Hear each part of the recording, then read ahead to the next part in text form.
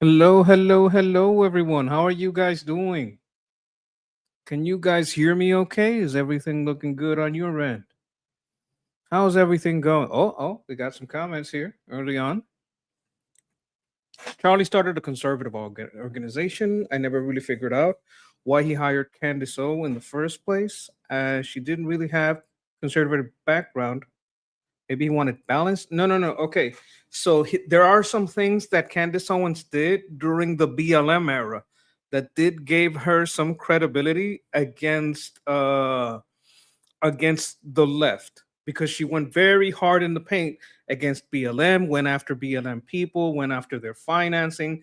So like we can't deny why she sort of snuck her way in. Like you also have to know that before this, she had a social autopsy platform that was kind of created for deplatforming and cancel culture back when she was on the left. So she has flipped flopped quite a bit.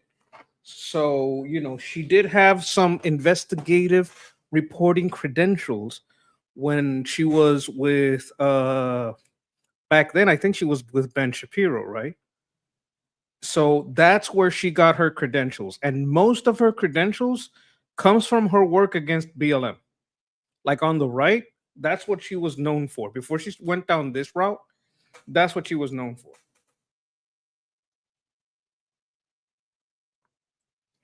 She got into a big fight with Ben Shapiro. I think it was more about payment than the whole what was it called, Christ is King thing. But her credentials come from that. If we're talking about hi everyone, I'm just going straight in today, huh? Usually I say, hey guys, I'm going to give you guys times to get in here. But if you just got here, Candace Owens' credentials come from her time researching and making documentaries against BLM. Now, here's the thing. Now I have to wonder, did she do the work against BLM, or did Ben Shapiro do the work against BLM and use her as the face of it? Right? Because if you send him out there to try to do the shit that Candace did, people are going to scream racism. But if you send Candace, it's going to be real hard to say that, right? Oh, it's hard to tell Candace, oh, you just hate black people. Like she could be, what was the guy's name? Bigums? Oh my God, what was his name? I think his name was Bigums.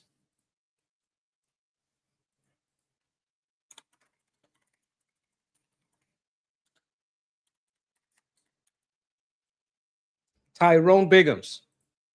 You guys ever heard of Tyrone Bigums?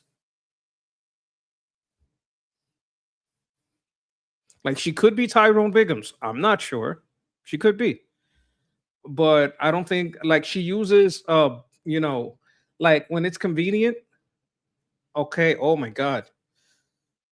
I don't think I can show you Tyrone Bigums.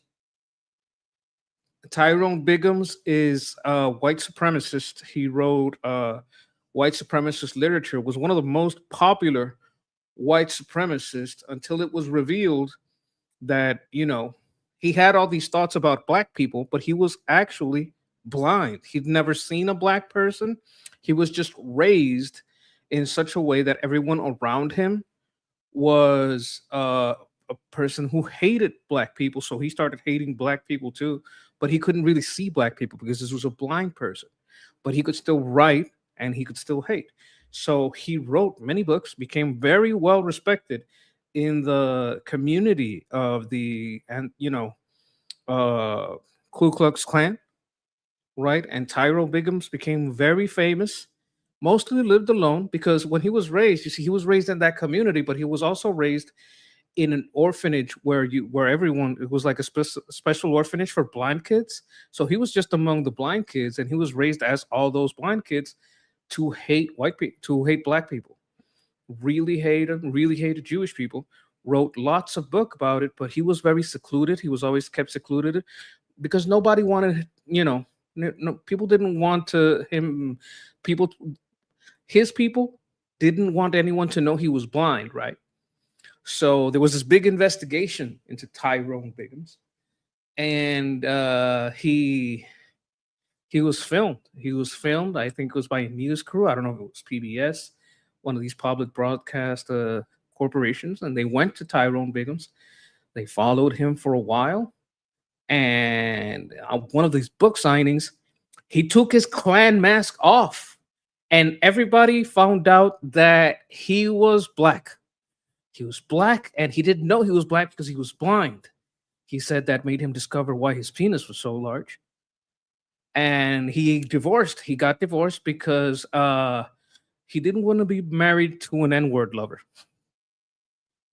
That's yes. It is a Dave Chappelle character. It's not really a real person. But I was like kind of playing it up for dramatic effect. Did I do a good job? Am I a believable narrator? I think I did a good job. If you didn't know about Tyrone Biggums, I think I kind of like Dave Chappelle might have been like, hey, you kind of did good there. I'm hoping. I'm like, if a legend like that would like it. Like I don't. There's like 5% of things I don't agree with Dave Chappelle on. So I'm pretty much a fan. Good job. Okay, Father of Chaos. Father Chaos probably remembers because I saw him, and he looks to be about contemporary to me, so he probably remembers when that sketch came out. Yeah, I did a good job. Kind of like, yeah, Dave Chappelle. It's one of his funniest bit. I put it right up there. There's that one. One of the other ones is Rick James, Charlie Murphy, Hollywood Stories. That's another one of the greats. And oh my God, what's that guy from Whose Line Is It Anyway? Oh, I can't remember his name.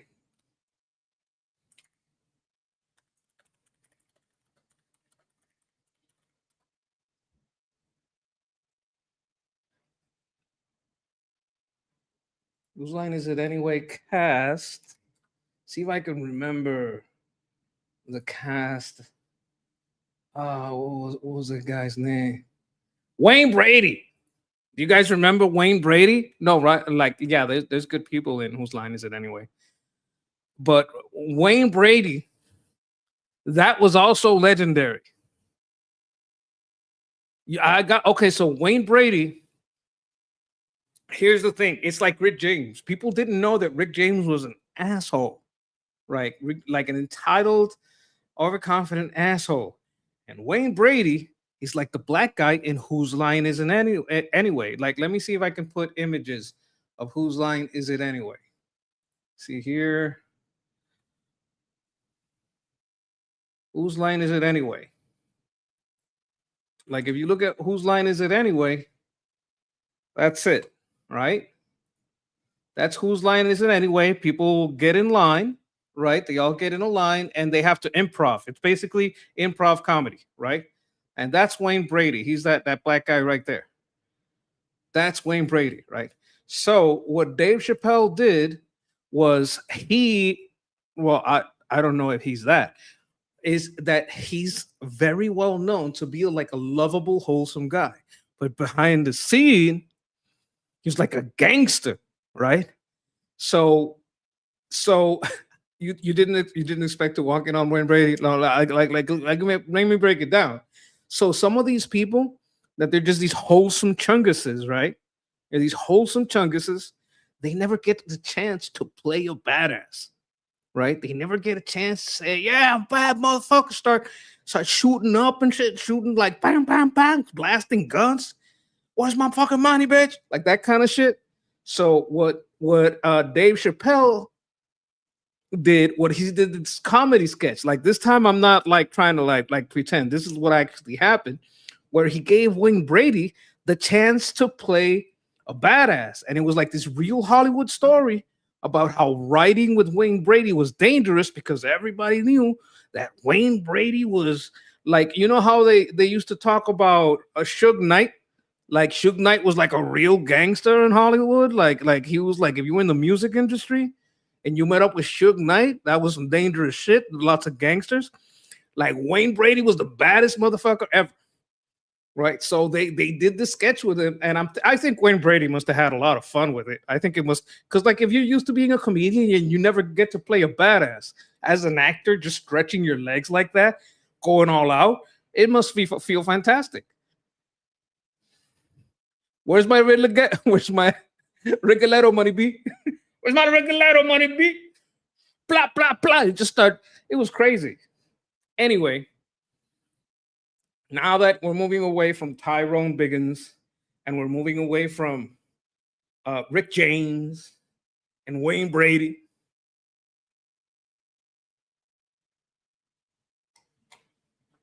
you know, I don't know much about Wayne Brady's background. I just know he wasn't known for being a badass in Hollywood. He was known for being kind of a wholesome chungus, like just a really smiley guy. Like I don't know much about his background. I just know that like artistically he was always portrayed like a sweet guy, funny guy, and that was the first time he got to. I don't know if he did it again later. Like I don't know if he ever did gangster movies after that. I'm not aware of any. But yeah, that might have happened. Good evening, good evening. Welcome, welcome. We haven't gotten into the main uh, how what would I say? The main event, but we will. We will. I'm gonna give you guys a chance to get in here. I'm gonna go about 3 more minutes talking about whatever. Y'all feel free to talk about whatever you want. All right. I may have to switch screens on this because it's looking. There you go. That's a little wider. See if I can make this bigger. There we go. Okay, now we're gonna talk today.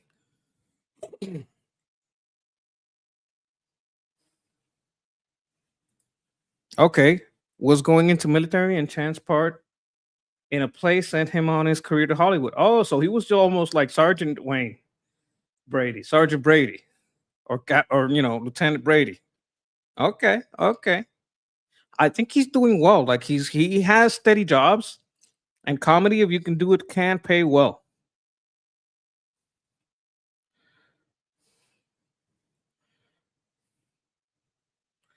Right, right. She's getting closer, guys. Candace is getting closer. I want to go into a bit into the history of like a very sad event. Like what we're going to be discussing tonight is a very, very, very sad event. We're looking at the death of Charlie Kirk. Like I'm not going to show the video, but we all know that Charlie Kirk was like one of the greats. He was one of the best debaters out there. I think I had in here on my what's this?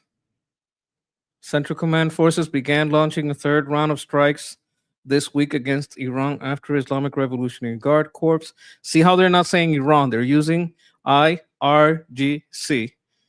Blatantly attacked. Okay. Okay. That's a little update. But I want to get into where's my bookmark? Bookmarks. US reacts.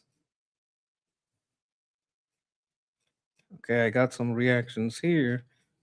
But I wanted to get into something about I don't know if I have it here. Oh my god. Like Charlie Kirk debating. I had one of Charlie Kirk debating. I don't know. This is a church getting burned. Another church getting burned in Bushwick, New York City.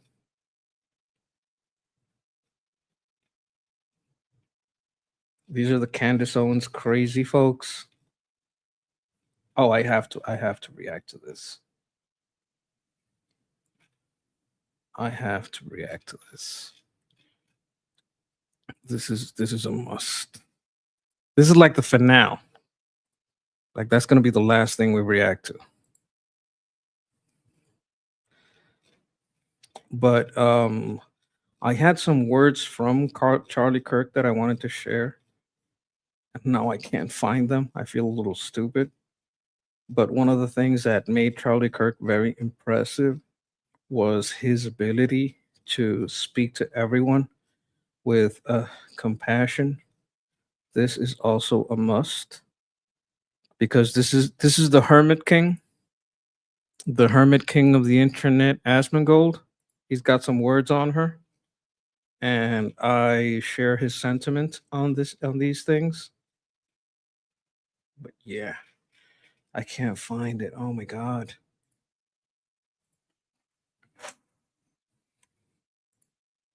It must be recent.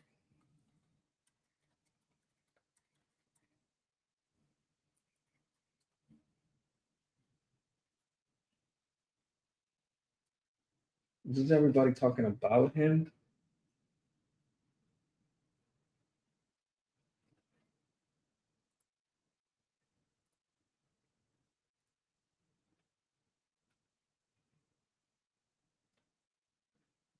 What did Candace know? Okay, so this is Ben Shapiro doing to Candace what Candace did to everybody else, basically. I got it. This is the original from him. I gotta have this too. Gotta have. Okay. I want to make sure I get these. Charlie Kirk. Volume right? Yes. If Jesus fed people for free, taught people for free, and healed people for free, Can you why guys don't hear we that? do the same? Churches should. Churches should? Okay. But why can't we do that on a more systemic level through government programs? Hey, maybe private companies with all their record profits. Why hasn't Elon put up some of his own private money to help end homelessness? Because homelessness is not a money problem. This is a fact people love to ignore. People love to ignore that fact. Some of these people are insane. Some of these people are on drugs, don't want to let go of the drugs. Some people have, let me see how I can put this. Some people have gone through ungodly trauma. To escape that ungodly trauma, they do drugs so that they can escape. Then they get hooked on the drug. And what they do to get the drugs causes them more ungodly trauma, which makes them seek more drugs to forget what they did to get the drugs and to forget the trauma. And it becomes a vicious cycle, right? These are the people that are mentally ill. Some people just like the drugs. Some people just like the lifestyle. They like the drugs. They're addicted. They can't stop being addicted, and they'll do anything for that high, and they're just stuck there. And there's nothing you can do about it.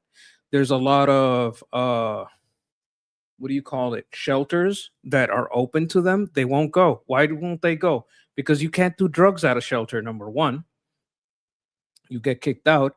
Number two, shelters close. Like you get locked into a shelter by 10 p.m. What does that mean? Well, it means that you can't leave at 2 a.m. to get high and come back. You know what I'm saying? Homelessness. Like you're not going, oh, let's feed the hungry. Yeah, well, we could feed the hungry, but that's very different than taking crack addicts and nutty, homeless people and feeding them, because their problem isn't food. Their problem isn't a roof. You could get them a hotel suite. They would break everything in there, try to sell it, and disappear before the 24-hour period was over. Like you could get them the nicest place to stay for 24 hours. They would not last 24 hours in there. You understand what I'm saying? They wouldn't. Tell that to homeless people. Then. I have.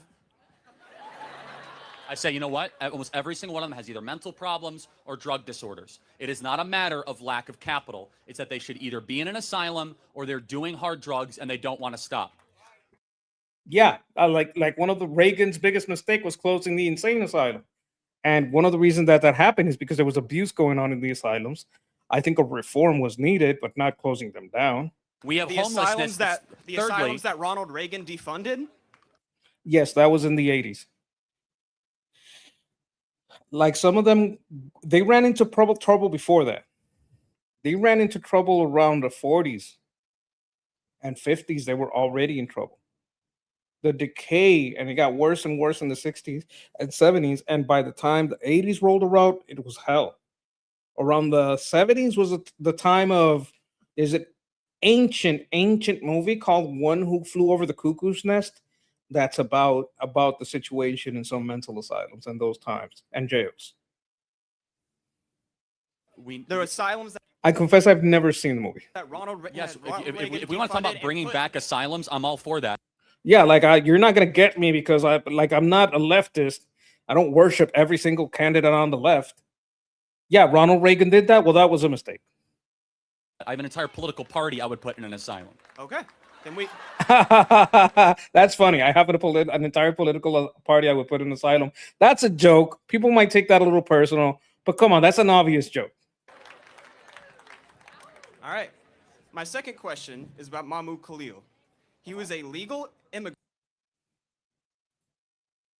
In Scandinavian countries, we have housing first. We get them housing first, so they get rest and become able to get a chance. No, that's stupid. Yeah, no, that doesn't work. The only way that works is if you have them in an enclosed way that they can't get to the drugs. This is my take. I'm going to explain something to you. You know why this works for Scandinavia? You know what makes this work in Scandinavia? Does anybody know the secret to why this works in Scandinavia? I know why this works in Scandinavia. Does anybody know? I know why this works in Scandinavia and it wouldn't work over here. All right, I'll say it. Scandinavians. It's because they're Scandinavian. Scandinavians are generally nice people. Now you try to do that, but you bring in 1,000, 1,000,000 migrants, it's not going to work. It's not going to work. Oh, it's not stupid? Are you telling me Scandinavians are not nice people? Is that it? I'm going to do some research on Scandinavian. I bet I can prove they're nice. Hold on. I'm going down a rabbit hole here.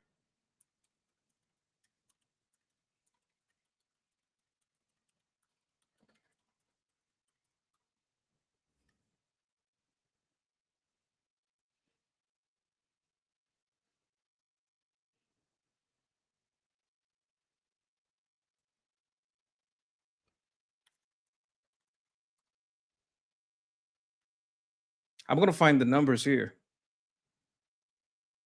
Okay. High social trust. Scandinavians trust each other more than almost any other population on Earth. In sociality, high social score. Interpersonal trust. Institutional trust. Happiness. These are just happy, nice people. You can try to deny it, but there's a fact here that you're ignoring. Maybe you don't even know because maybe you're one of them. Hey, Nina, maybe you're a Scandinavian. You didn't know. Hi. Y'all are just nice people. All right. You can try to get away from it, but you can't run. You can't run from your niceness. It's just ingrained. I'm not being sarcastic. I have the numbers here. Oh my, you're going to make me share the screen.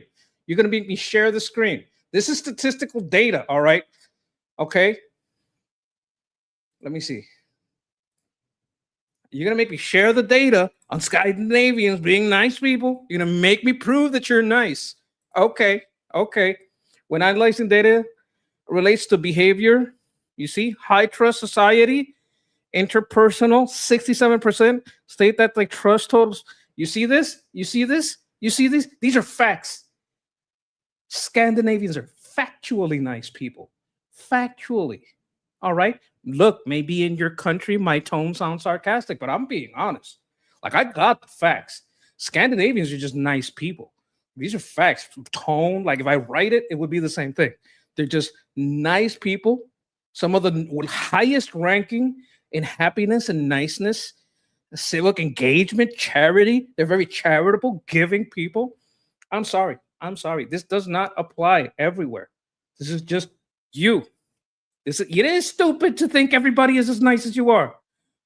It is. It's as stupid as the lady that, got an immigrant and moved them in with her and her little daughter. And then they beat the shit out of her. And now she's dead because she thought everybody was as nice as she was.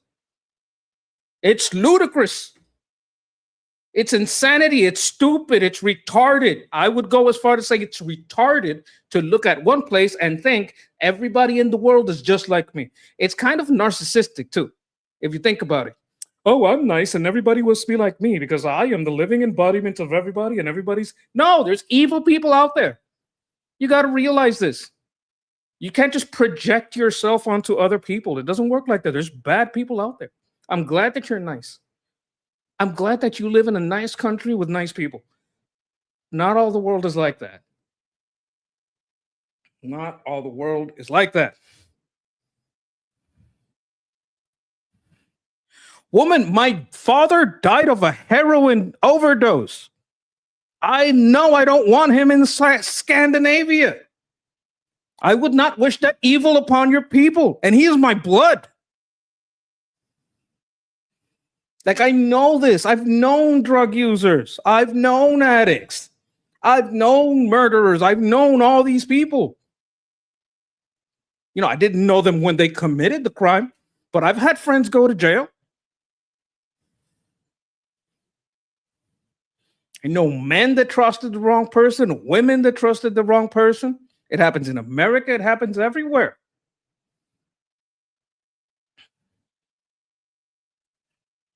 What are you, a lefty? You're offended? Or is that European bitchiness?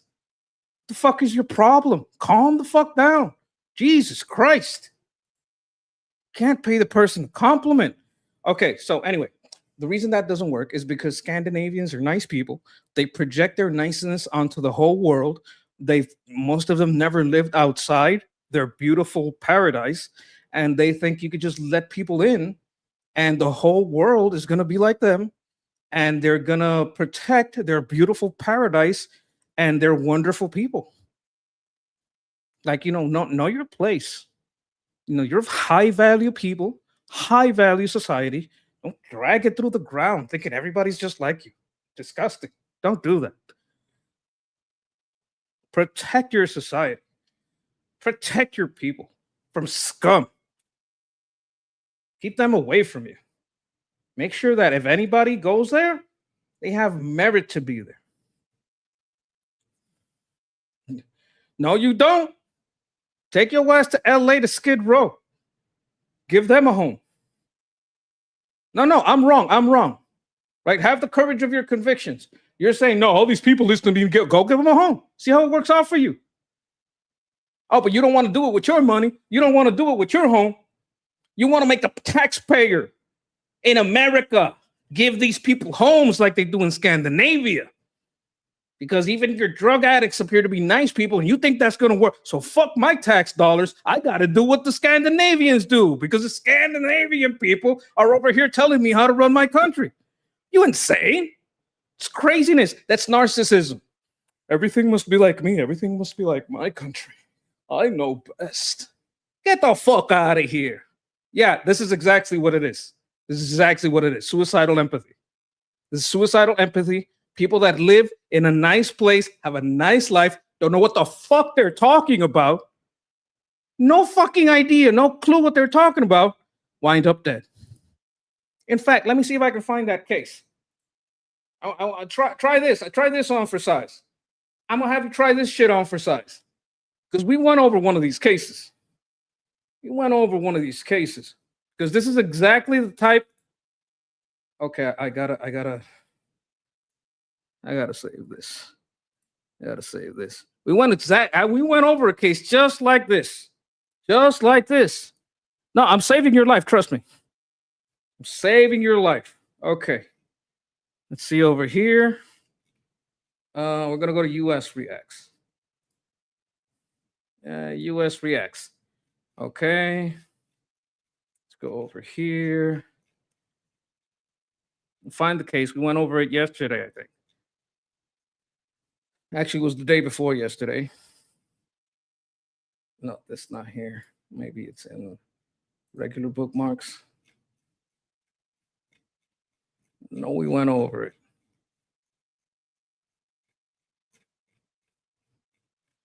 It's this lady that was from California, I believe, or New York. Here it is. Or supports ICE in any way. This is the lady.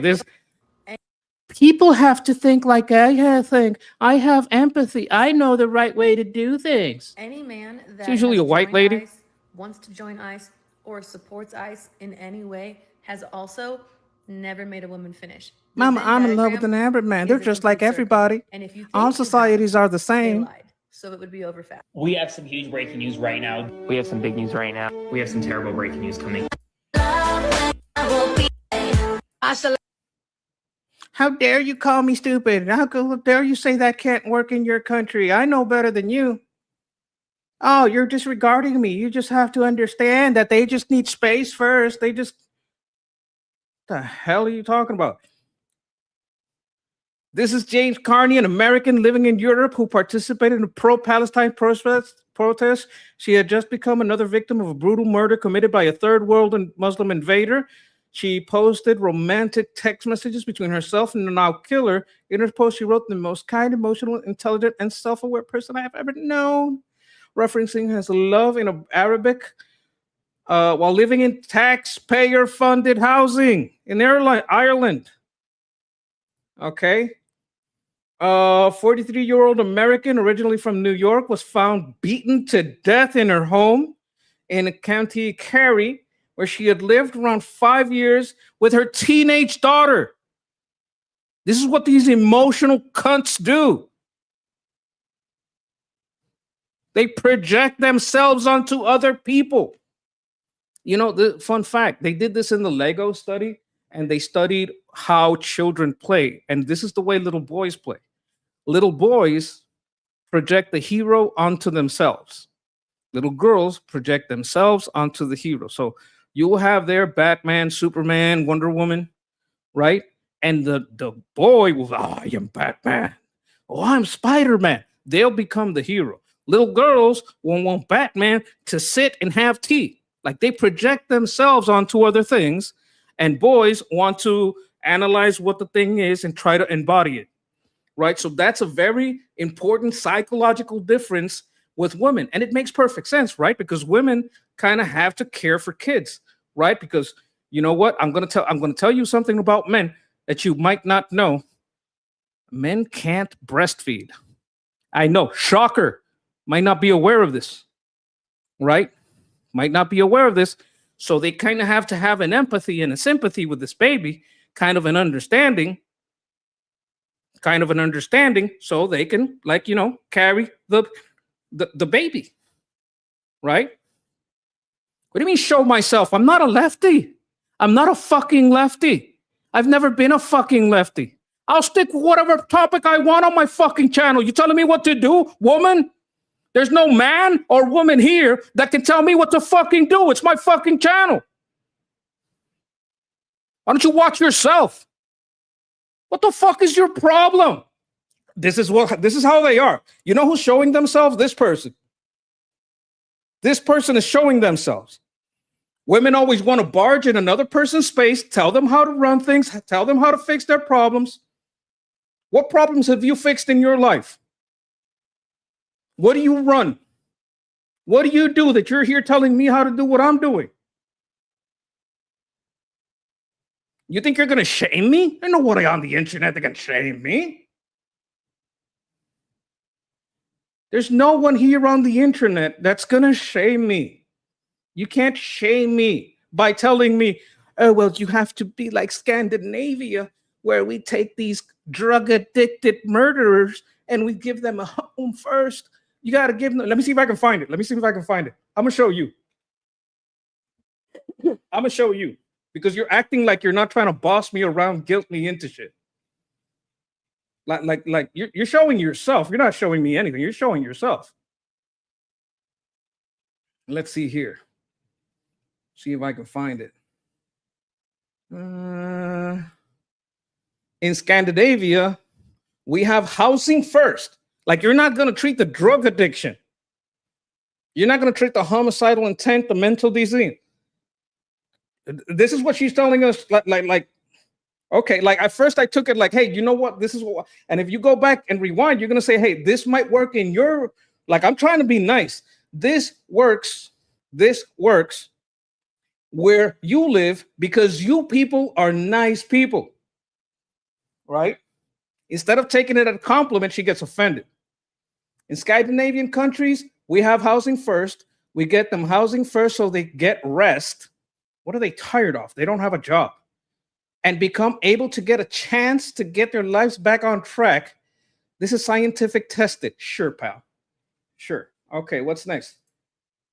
Knows that you're wrong is not stupid. Well, okay, so now this person from Scandinavia is telling me how America works. Wow, how entitled.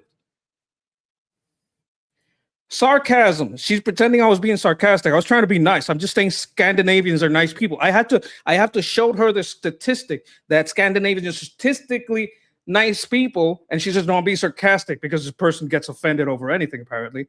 You're not going to get your viewers with sarcasm calling them stupid. I mean, I might not get you, but you're one person. That's statistically insignificant, just like me. My tone. Oh my God. I have to correct my tone. Okay, let's go. Let's find out. In the argument pyramid, what is tone? Tone. Let's go over here. I have to share an image here so we understand where tone stands in the argument pyramid. Let me see here. Image file. I mean, want to have a debate about this? I'll fucking have a debate about this, sure. Because this is part of the problem we have in American politics. Let's see. Refuting the central point. No, didn't do that. Name calling. Okay. Ad hominem. Attack the characteristics of my authority. Oh, you don't have enough viewers. Oh, you're just an American. You don't know. Okay. Responding to tone. Criticize to the tone of the writing without attacking substance of the argument. So she couldn't attack the substance of the argument. So she's, oh, no, you have bad tone. Okay, my tone is bad. Let me see what else we got here. You called my claim stupid. It is stupid. Like, I do know what I'm talking about. I have dealt with addicts. Giving them a home and a place is something I have tried. I have had an addict, that I'm watching over, because you got to watch him, but take care of this addict and try to get them back on their feet. That doesn't fucking work. Not only that, it's also statistically proven that giving them a place is that they won't stay. They have hundreds of shelters where they've tried this. Not in Scandinavia, apparently, but over here, we have tried all this. Wow, you're saying drug users are different of yours? Yes. That's what I'm saying. I'm saying Scandinavians are better people. I'm saying they're nicer. I say they come from a paradise.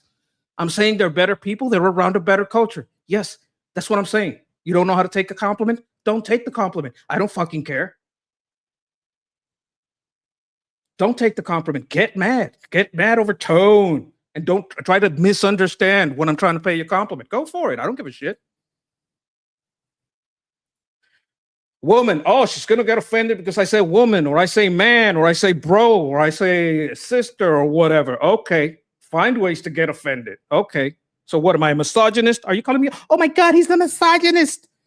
All the gender police.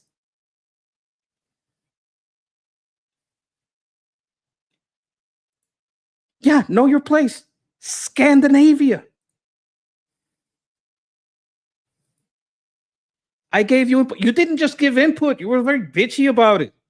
Very, very bitchy about it. I don't appreciate bitchy people, especially when I'm being nice. I'm even showing you that I got the statistics on you people being nice people. Well, not you, but other people in Scandinavia.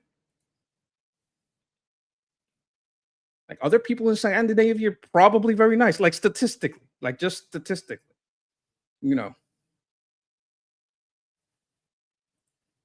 This is just ignorance. This is just, no, brains don't react the same way. Brains are shaped all the way until they're 20 something. They're shaped by their experience. They react differently. Their pathways are built different. Brains are not just interchangeable. This is another thing that stupid people do, especially the narcissistic ones, that they think, no, people are just interchangeable. I can project myself onto anyone and they're just me. They're just me in different circumstances. We're all the same. The only difference is circumstances. No. If a person has been raised all their life a certain way, that makes a difference. Statistically, people that are raised without a father become very usually bad. They're like have a higher chance of becoming a criminal, of becoming a person that gets into fights that winds up in jail. If you look at the statistic of people in jail, one of the highest factors that goes into it, and addiction, one of the highest factor that goes into it is fatherlessness. The only reason I believe that didn't happen to me is because I had Uncle Sam. I went to the army. I learned to have that as my father figure. I had the military as my father figure. No, chemical response is not the same. You're just making things up. You're just making things up. You're just making things up. Do chemicals in the brain react? That's why we have serotonin reuptake inhibitors, because lots of brains are different. The chemicals in the brains react differently in people that have trauma and abuse in their childhood.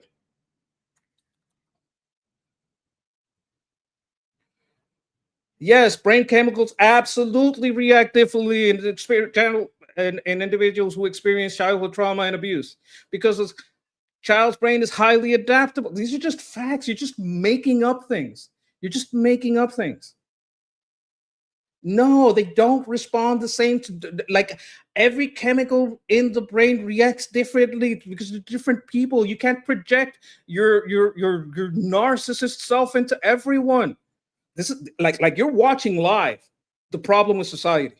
These people that think that they can project themselves onto everybody, and everybody's gonna have, oh, if I think this treatment would treat on me, it's gonna work on Mohammed over here. This is why this woman, that kind of attitude is what, like, this 43-year-old woman getting beaten to death in the apartment that she shared with her teenage daughter. That kind of narcissism.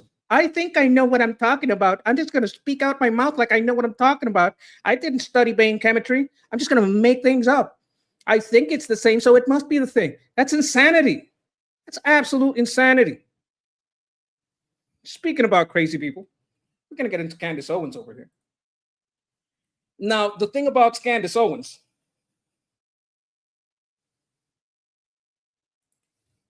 sketch, that is what liberals do, deflect and make things up. Well, that's one of the problems with Scandinavia. They're very liberal. One of the problems with Candace Owens is that she makes stuff up. She just makes things up. Oh my God. Let's show her.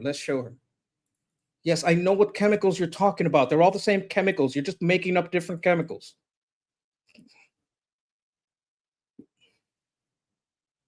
Stress hormones, cortisol imbalances, major neurotransmitters. You know what the dopamine bonding, serotonin deficiency, oxytocin. Like, these are all the chemicals that have to do with drugs. You don't know what you're fucking talking about. Stop arguing. Just stop. Just stop arguing with me. Stop it. She is America-splaining to an America how the Scandinavian. No, check this out. Texas, you're gonna love this. You're gonna love this. I tell her, look, check it out, Texas. I tell her, look, you can't, like, these people, you can't just give them a home. You can't just give them a home because they're addicts. And that's what Charlie Kirk was talking about here. Like, she's not arguing with me. She's arguing with Charlie Kirk, actually. Like, this is who she's arguing with. Let me see if I can find him. He was right here.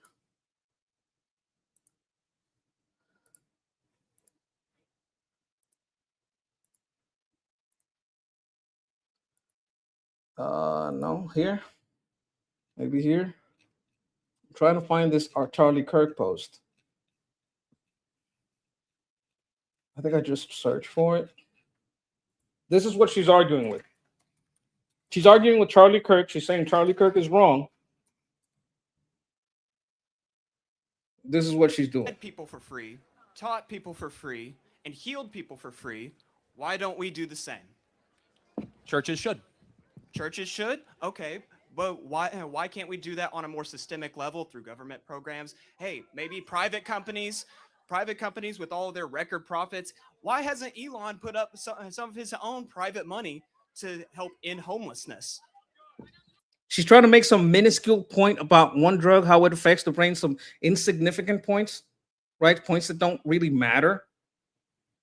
Like when we're talking about addiction and homelessness, and she wants to make, now she's trying to like move the goalpost, like trying to move the goalpost into something else.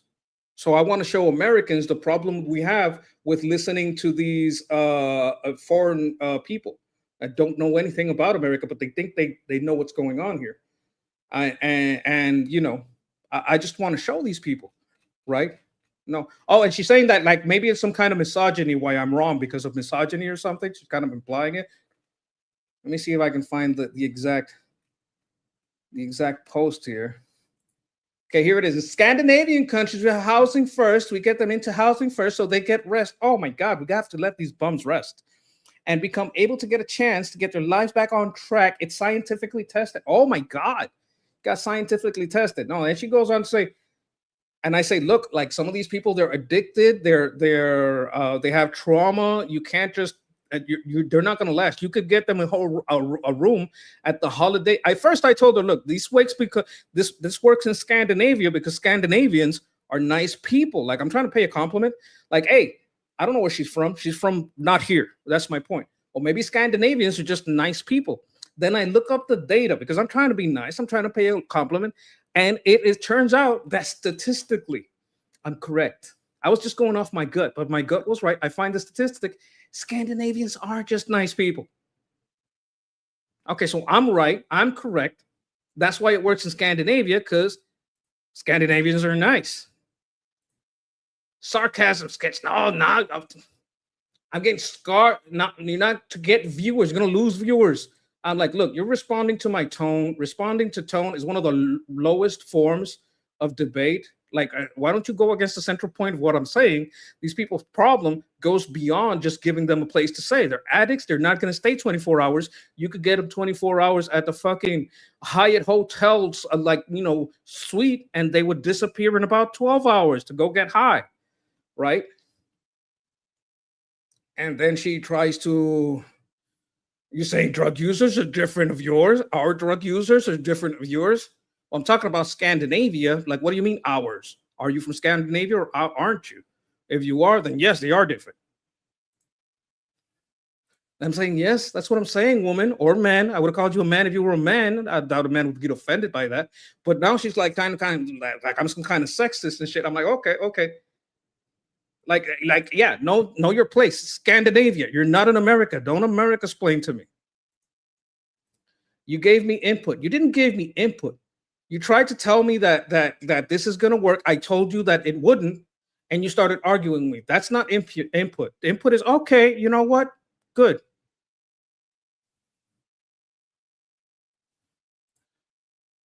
No, you're not. You're just swearing and trying to impress 20 people. By screaming. No, I've done this all the time. This isn't about you. This isn't trying to press. This is just the way I am. But this is, again, responding to tone, not responding to the argument. You see how low you are here? Just not responding to what's going on here. What does this have to do with recovering drug users? Whataboutism much? What do you mean whataboutism? The reason that they can't stay at a place is very important to the point of homelessness.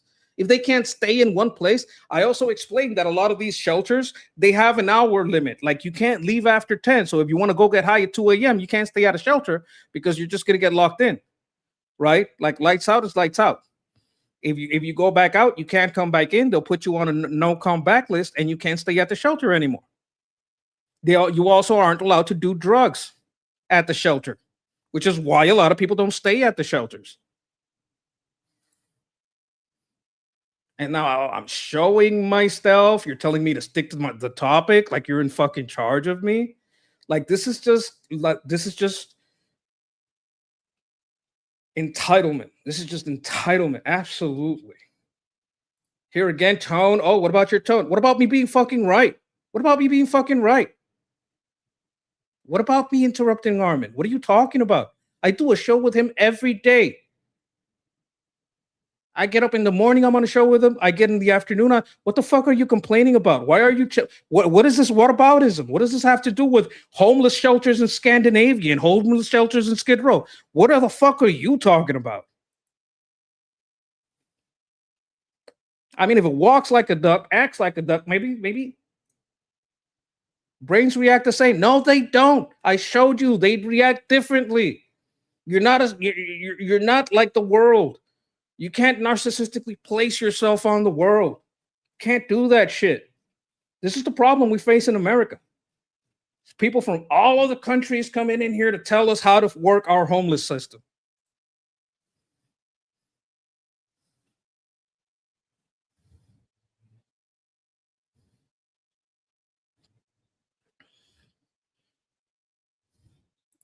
Look at this. The physiology. I don't give a fuck about this physiology. I give a fuck about the fact that they won't stay in one place. Fuck your physiology. You can take your physiologist, fold it four ways, like 1, 2, 3, 4, shove it up your fucking ass. It doesn't help my fucking point. And I don't give a fuck about the brain tissue. I don't give a fuck about the physiology. The fact is that these motherfuckers can't be helped by just giving them a home. That is the most popular leftist stupid talking point that we hear in America.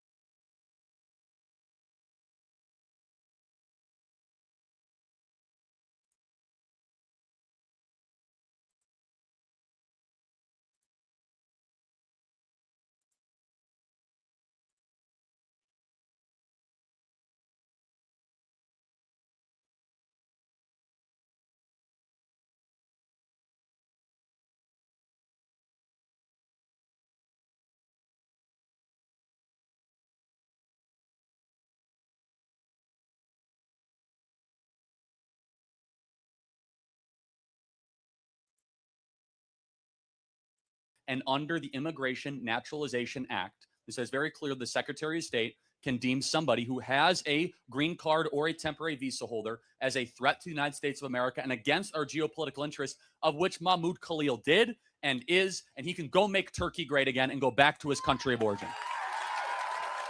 He's from Palestine, not Turkey. Well, he jumped around the Middle East a lot. But the point being, do you believe that being here in America here is a right or a privilege? Is a right and a privilege. You have a This type of person that go to Charlie Kirk, well, you know what? All brains are the same. And you got to do like we do in Scandinavia, where you just give them a home. If you just give them a home and time to rest, they're going to be all right. Like, are you trying to say that all brains are the same?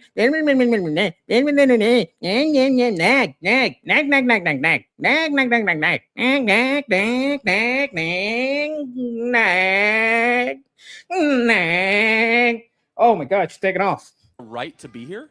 Yes, I believe anybody has a right to movement to wherever they want. So you would get rid of all borders? Yes. So when you land from an international flight at JFK Airport, no passport checks? It's not just that. Once these addicts are undrugged long enough, that absolutely changes the chemical structures of their brain, how they react to drugs. You think the drug that's going to make a normal person not have a crazy fit is going to work on a person that's very much used to fucking Xanax and takes them for fun, takes fucking shoots heroin? A person that takes Subuzone, takes I don't know what else, like takes fentanyl. You think that's just gonna work because the brains are interchangeable? It's like Texas Troop is right here, like, you know, like but like the brain chemistry and pathways on an addict is not the same. They're very different. Depending on what drugs they got on at what time, what trauma led them to what drug, because the time of the trauma also changes. Like you're looking at the brain like it doesn't take experience like a sponge. It just doesn't work like that. Oh. Like, I've literally had addicts in my family that I had to deal with. It's fine to have this, you know, Oh, well, you should, when you have this in your family and you got to deal with this and you fucking cry, you bawl your eyes out, you know that they're going to wind up fucking killing themselves when your father fucking dies of a fucking overdose. And this person comes from far away trying to tell you, explain to you how it works. It's not going to work. Like, I lost my fucking father to this. All right. I don't hate him. I know he was an addict. I understand this shit. I got alcoholics in my families. I've had addicts that have been friends I grew up with. Like, right? Like, you can't just, like, have this, a unicorn rainbow theory about just giving these people a home is going to work. That's not going to work. Maybe in Scandinavia, because those people are super nice, it'll work like 90% of the time. But there's 10% it won't work even there.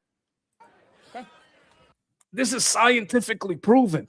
Get the fuck out of here. Thank you for so bluntly telling us your view. I'm a dirty commie, so yeah. Yeah. Oh, actually, yeah, that would be my third question. What is your definition of socialism? Well, in the theoretical, the abstract, or the practical? Take your pick. So socialism, as written by Marx, is when the workers own the means of production. Exactly. In the actual practical, it's when a small group of very powerful, pernicious people are able to control the rest of the population under the guise of helping the many, when in reality it helps the few, and you get dictatorship, murder, and slaughter. Hey, look, I don't know if they grow Scandinavians in a farm and they all just have the exact same life in a Scandinavian farm where they all have the exact same experience in a Scandinavian farm. If that's how that's how Scandinavia or Ireland or wherever the fuck you're from raises people. But in America, people have freedom. And freedom means that they all live very different lives. They don't live the same farm life. Like if you're raised, I'm sorry that you were raised like a Scandinavian pig in a Scandinavian pig farm, right? So like Nina, Scandinavian pig that you are, raised in a Scandinavian pig farm where all you fucking pigs are the fucking same, that's your problem. But in America, we have freedom. We're not raised like Scandinavian fucking pigs, as you put it. Like, I apologize to Scandinavia if Nina here is portraying you guys as Scandinavian pigs. That's her way of phrasing it. Personally, I don't believe that Scandinavians are all the same kind of pig raised in a farm. But Nina seems to think that Scandinavians are all the same pig, raised the same way in the same farm, have the same experiences. But over here in America, what we have is freedom. And that freedom is dangerous. Sometimes some people are raised the right way. Some people are raised the wrong way. Some people make good decisions. Some people make bad decisions, lead to bad trauma. So I apologize to all the Scandinavians because Nina is saying that you were raised like a Scandinavian pig in a Scandinavian pig farm. I want to apologize. I don't believe that Nina is correct about you. I don't believe that you are all raised in a pig farm like a bunch of pigs. I don't know if she's, maybe she really likes truffles. I don't know why this person is saying this about Scandinavians, but I think it's very disrespectful. And I'm going to tell you, Nina, you got to stop talking about Scandinavian like they're fucking pigs. I don't think so.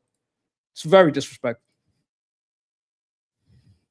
And the revolution never actually comes. Okay. It ends in 100 million people dead over the last 100 years.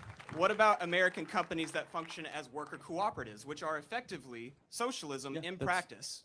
That is partially some of the tenets of Marx. Of course it is. Like Publix grocery stores in Florida. Okay. So you're in favor of worker cooperatives then? I know what the problem here is. I know what the problem here is.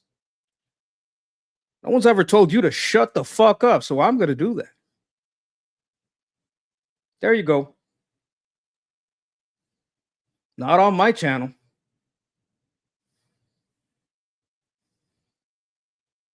You're on timeout. Come back when you're going to be able to not spam my chat with this shit. Yeah, if it's done voluntarily, that's the key. Yeah, exactly. Voluntarily. I would agree. For example, in a church, if you go to a church and everyone says we're going to go share this meal, that's a voluntary cooperation. But socialism is not hinged on voluntarism.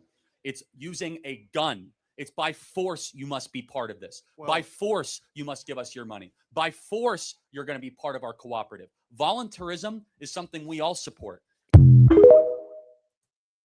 All right. Now this is the person that Jesus that fed was people like for free. trying to debate these people that think they know what they're talking about, but actually don't.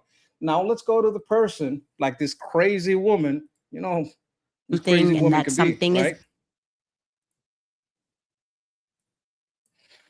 Now, when he got killed, people like this, Candace is getting closer. She kept defending or like trying to deflect from the killer. The killer was a lefty, furry person. He was gay. I'm not saying that this has anything to do with him being gay or furry, but he was in this kind of cult, and in that kind of cult, a leftist cult. Yeah, I don't give a fuck who you know. Like, I talked to this with Armin. I was like, look, if people disrespecting me, I'm not gonna ban them, but I'm gonna put them on timeout because I don't gotta have this shit on me on my channel. And you know what? I'm not gonna have it displayed on my channel. And he say, hey, that's fine. So everything I'm doing, I got permission to do, and I don't give a fuck who likes her. I don't know how many asses she kisses. I don't care how many asses she kisses. I don't care if she comes here and say, hi, I love you. Hi, how you doing? Hi, I love you. Hi, hello, and kisses every ass that comes in here. That doesn't mean that because she kisses every ass, she can disrespect me. That's not allowed. Yeah, she tried to say that Scandinavian pigs, like Americans are pigs and Scandinavians are pigs. It was pretty disgusting. I'm gonna be honest with you. The way she talked about Scandinavian, oh my god. Yeah, this is private property. This isn't the comments. You want to go, have a picket in the street, have a picket in the street, get a permit if you can, right? But this is not the comments. You have free speech in the comments. This is private property. getting close. Candace is getting close. Now we had the furry kill Charlie Kirk, this crazy lefty furry, very offended furry. Very, very offended furry. Something keep going, and we are definitively getting closer. October to 1, what we're getting took place closer. on that day, and we are getting closer. I think we're close. We are I think we're definitively close. getting October closer. 3, We're October getting 10. Oh, they're getting close. closer. We're getting close. Very close. We're inching ever closer. Okay, so like as far as I know, like let me know. Like you're saying, Tyler's from the okay. So as far as I know, this guy was raised pretty much like normal, and he went to school, and it was college that kind of drove him over the edge. Like he was raised normal. He was maybe socially awkward, maybe had a little something going on in his brain, like maybe his chemistry wasn't right, because fun fact, everyone is different, right? But like as far as I know, he was like pretty much raised normal. But things got crazy when he went to college, and college kind of drove him crazy. That's what I've understood. Okay, that's are kind now, of what I I believe, understood. extremely close to solving this thing. Raised LDS. As That's I like get a church, inch right? closer So he was and like closer raised to in a discovering church. the truth. Okay. I've got a feeling about that. We're close. We're getting closer to something, and that something See, November, we're getting closer.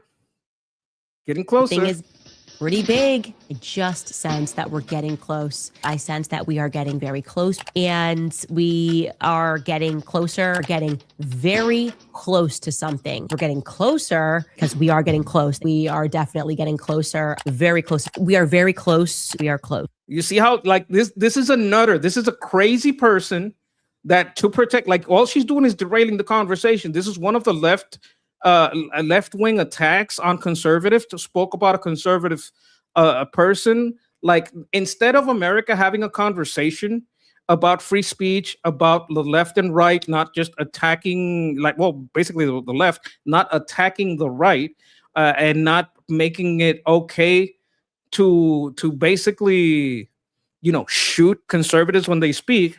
No. She made everything about did Israel do it. She derailed the whole conversation about the left is kind of going crazy, right? The left is kind of going insane. Look, I don't really care what kind of church it was, but he wasn't raised to be a furry. Like, I don't think whatever church he is, I don't think he was raised in the church of furryism. I think all that came in when he was in college. Am I right about this? Like, as far as the stories I've heard, and I've seen some videos on it, all this furry stuff and this, like, he wasn't even gay. Like, he was straight until he went to college. He didn't have any of this furry stuff until he went to college. It's when he got to college that all this thing started. So what I would like to focus on here, right? Is the fact that college basically indoctrinated him. And there was talk about some of the groups that he was in. And there was talk about maybe Antifa having some influence on him. Like that should have been the investigation. That should have been where the disclosure took us, right? That should be it. Like no matter what he was, the fact is that when he, as far as I know, when he went to college, his personality changed drastically. He became far left. He became gay all of a sudden when he was straight. Like I understand that some kids, you know, that they grow up to be gay, and this starts when they're teenage years, and that's the proclivity they have, and fine. But if you get to 18 straight, and then you start living with some gay guy in college, and you turn into a gay furry, that might have had some influence. Start doing drugs with this dude, that might have had some influence. You're doing some Antifa clubs with this dude, that might have had some influence. So what the angle that I'm talking about here is, how far did Antifa get their claws on this kid? How far did they go? The John Brown Gun Club and all that stuff? How far did they get their claws in this kid? Why wasn't that conversation had? Oh, because Candace wanted to say it was Netanyahu. It was the time-traveling Anunnaki, whatever, like all her crazy theories, right? That derailed us. We should have had a conversation about the left killing people and whether or not Tyler Robinson and his boyfriend, girlfriend, animal friend, whatever it was, indoctrinated him into all this shit. That's the conversation we should be having. What happened when he get to college? Why did he change so much in college? We are dangerously close to something. We are dead close to something. And I think every day we are inching closer. Who killed Charlie Kirk? You know, we're getting close. We're inching ever closer. We are inching closer. Like I know there's some rainbow Episcopalians. I've seen them. I know there's some rainbow churches. I've seen the rainbow churches. I know. I've seen them. But I don't care what kind of church he was in. Even if he was in a rainbow church, he was straight until he got to college. A little closer to solving the Charlie Kirk murder. I'm getting very close, and we are getting very close. But I'm getting closer. I'm getting real. You see, what she did is she made a soap opera out of it, and she always had some breaking news for the next episode because she was playing the, you know how at the time you look at the statistics and you look at the metrics and you look at, hey, what are people watching? Well, women were really into crime mysteries and crime dramas, whodunit, real life crime dramas and all that shit. And she was just basically playing that live for people. And because she was the live version of this, she got a lot of people into it, especially women on the right. She was the live latest case. And if you're used to case files, and women love some true crime case files, I remember even South Park make fun of it. It was the Minecraft thing. Like, okay, so they had an episode that was about Minecraft and how I think it was Kyle or Stan's dad and mom used to watch true crime dramas about couples killing each other, and then they'd go have like, you know, really hard sex or something. So you know, that's the thing. Like, that's very popular. That's known to be a popular subject that women get into. And what she did, she played into that on the right. Oh, close. Lance Stewart was allegedly taking hormones he bought illegally from the internet. His roommate said he was having big mood swing. Tyler was in the thick of Lance's drama. Like, that kind of crazy stuff is what I'm talking about. Like, this is all unconfirmed. We're just, you know, going off the rumors and shit. But there was crazy shit going on. And now that the court case is coming up, like, that might not be as much in the spotlight, but it may come into the spot. Prayers are with you, Candace. You are close. We are close. And we're getting closer to the truth. We get closer. We are getting close. We are getting.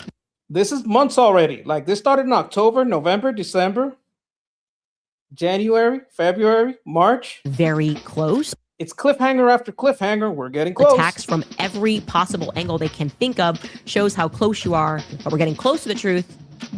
And we know we're getting close to the truth. Now I'm getting closer. You're getting closer to truth. What are we getting close to? Yeah. That's my question. What are we getting close to? Candace, I feel you are so close to exposing it all. I think we are inching closer. Inching closer. She's just closer and closer and closer. What she was closer was defending Tyler Robin. Was that his name, Tyler Robin? I think that's his name. This guy defending the killer and Getting close to dragging the something keeps conversation going, and away we are from like, hey, what's going on with leftists killing conservatives and getting away? Like we just had that one. We had a studio, a news studio being shot at. We had the shooting of a church. We had the shooting of an ICE facility. 2 ICE facilities were shot at. Like we just in the midst of a whole bunch of shootings that culminated with Charlie Kirk. I think right after Charlie Kirk, there was a shooting, like they called the fire department, and then they started shooting at the fire department. Like there was a lot of this shit back to back. And instead of having that conversation, the right wing got stuck in a fight with this asshole and other, woke right assholes that claimed it was Israel for some reason. Like I remember the reason that Nick Fuentes hated Charlie Kirk is because they called him Top Goy. You know what that means, Top Goy? It's like the favorite of the Jews, like the Jews' favorite Christian. Like Fuentes knew that Charlie Kirk loved Jewish people, loved Israel. Like that's the reason that Nick Fuentes had beef with Charlie Kirk. Okay, you don't know how to stay on topic. Going back on timeout. I told you to stop spamming with that shit. It's pretty clear.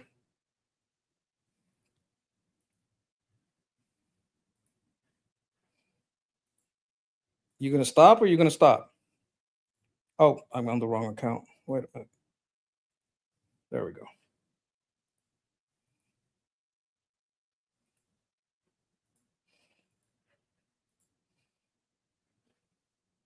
There we go. Now, that's the thing. Like, people wanted to derail this conversation about like right-wing figures getting shot at, about the left wing shooting at people, shooting hospitals, not hospitals, shooting news stations, shooting ICE facilities, shooting at, right-wing people. Like that's pretty much a problem, right? People trying to like derail the conversations because they got their lefty causes and shit. And now the problem was right-wing figures working interference on that topic. And this is one of the top people that were running interference. Now, this is Candace Owens tormenting Erica Kirk for engagement represents very much worse alternative media and how low people Marriage are is the most awesome thing ever, everybody. It's amazing. These are the words of Charlie Kirk. I love you.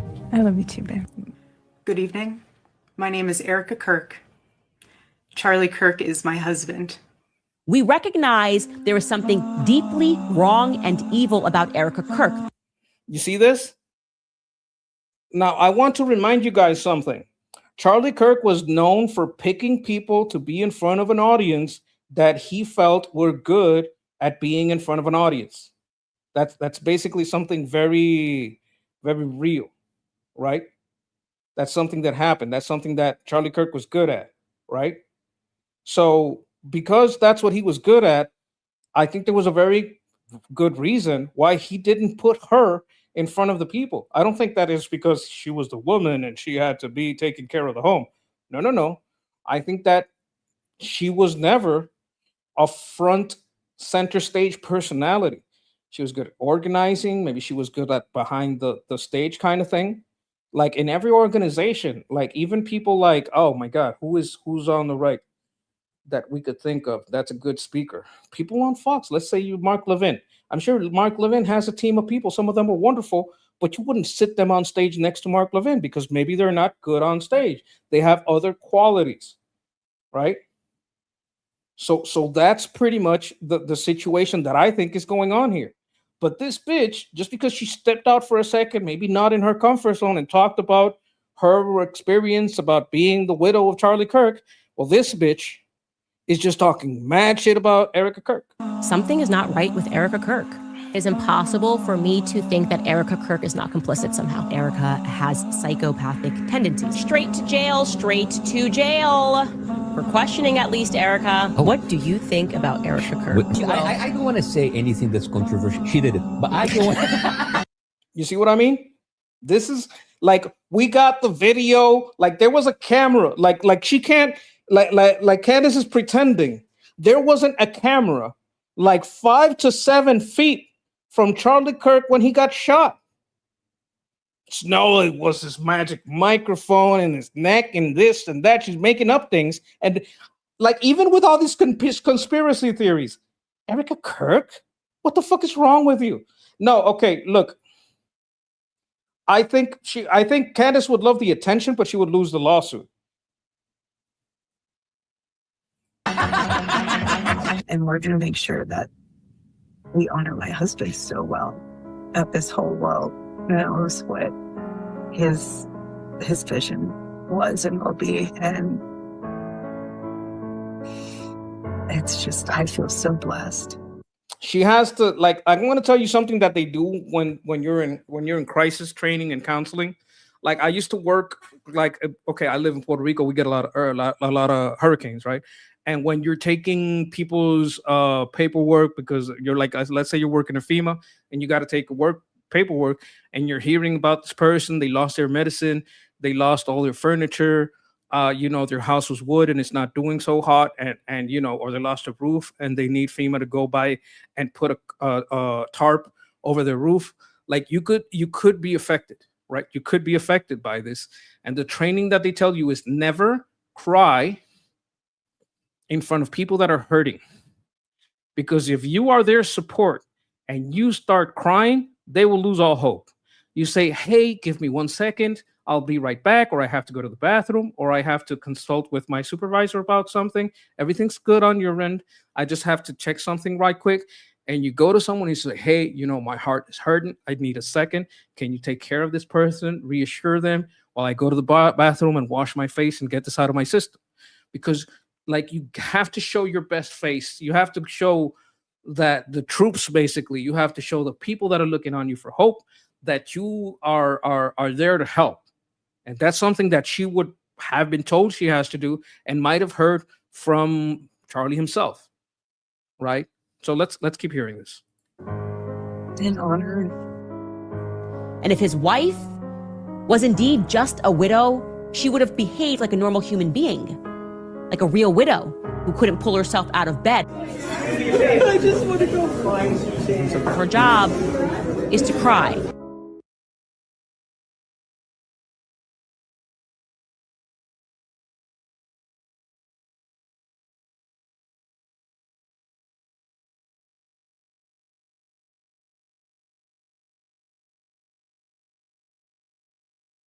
And then for us to be scolded that it's our fault that she's crying because how dare we try to figure out who killed her husband.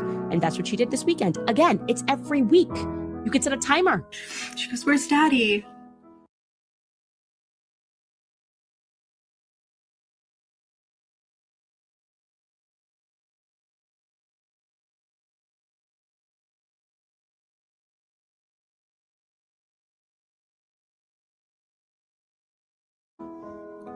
What do you tell a 3-year-old? She's 3. This is why there are many people who do not believe that women are equipped to lead companies, because what you are watching here is an unbelievably emotional response. It's a smile.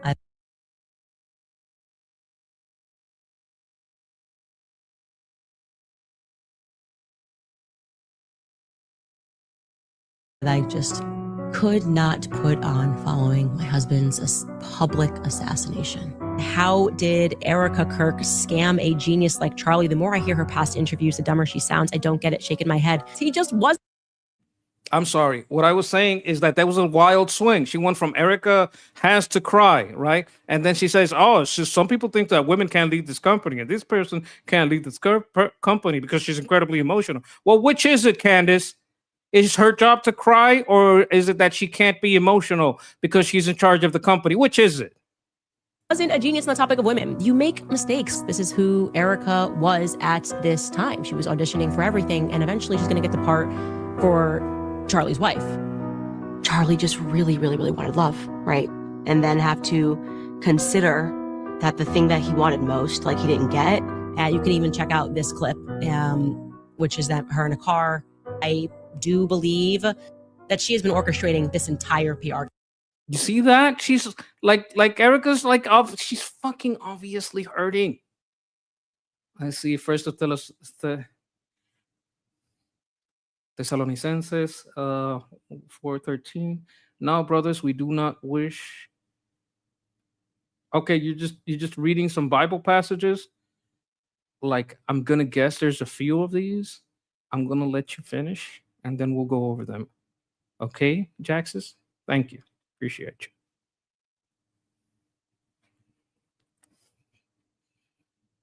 you. Campaign because she loved Charlie. She loved him like Lyndon Baines Johnson loved JFK. No time to grieve. She needed to be sworn in as the new leader before his body was even cold. Look at that. Look at this shit. Look at this shit. JFK was shot and killed, and now LBJ has to step up, unfortunately. But I gotta be. Look, so this is a double anti-Semitic thing because listen, this is what she's saying. Like, I don't know if you're catching the undertones here. Okay, she is saying the Jews killed JFK and Charlie Kirk, and they put LBJ in charge and Erica Kirk. Like, you got to understand, this is several layers of anti-Semitism here. Like, I know that there's leftist Jews and right-wing Jews, and our problem is with the Marxist kind. I know that there's left-wing Christians and right-wing Christians. My problem is with Marxism, not with any other ism. Like, Marxism is an evil that infiltrates every religion, every race, every profession, every nation, right? That's the battle here. It's not about the religion. It's not about the race. It's about, are you going to individual rights or are you going to top-down control? That's the real battle here. It's not against Jews. It's a battle to protect individual rights. It's not against, well, it is against Islam, but it is against Islam because Islam is against individual rights. Like, you want Muslims to not be held down by Islam. And you want them to convert and away from that kind of mentality. It's not against Christians. It's against individual rights. Some Christians to have this top-down mentality. It isn't against a religion or a race. It is against those who want to take away individual rights. And it is a fight for individual rights. These people they either don't understand that or pretend they don't understand that. To be honest, I don't think LBJ was actually that upset. Realizing that. And because in her framing, right? In her framing, Erica Kirk is LBJ, right? Because that's her framing. Well, she doesn't think Erica Kirk is that upset. Do you understand the framing that she was making here? Oh, God, I lost some of these. Wait. Give me 1 second. 3:12, 4:13. I think that was another 14. Okay. So that's the framing that was being given here. Up at night, just nothing in his life was real. Erica Kirk is the COVID vaccine. Okay, no one can debate this. I'm right. It's a fact. And you're thinking, is this vaccine going to kill us all? Do you see this shit? Do you see this? Do you see this? Because it's safe and effective is now suddenly she's a grieving widow. Instead of nagging my husband, I embrace his hard work. Like I said, she's reading what Candace said. It's a repeat tactic to garner an emotional response. That's what Candace is projecting. So this bitch is so evil. To say, look, she's a damsel in distress, so no one should, you just need to feel bad for her.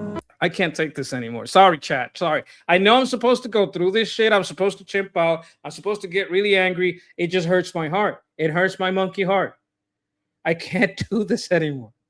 All right. I'm gonna try to feel a little better fucking hurts, man. It hurts. I'm gonna read some words here from Jaxus. Erica, first of Thessalonians we call it Thessalonicenses because I read the Bible in Spanish. And Master, make you increase and overflow in love to each other and to all, as we all do to you. Brothers, we do not wish you to be ignorant concerning those who have fallen asleep, lest you be sad as other who have no expectation. For if we believe that Yeshua died and rose again, so also God shall bring with him those who sleep in Yeshua. Like, you know, like rest in God, rest in love. God is love. Rest in that kind of thing. Like, I appreciate your help here, because goddamn, that hurt. Like, I can't, like, I'm supposed to chimp out, but I can't even chimp out because I'm gonna show my humanity, and I don't want to. Suspect Turning Point. People are finally waking up. This is Milk Bar TV. I'd recommend this, actually. I'm going to put this link in the chat because I think this is a good person, and I'm going to put their link here.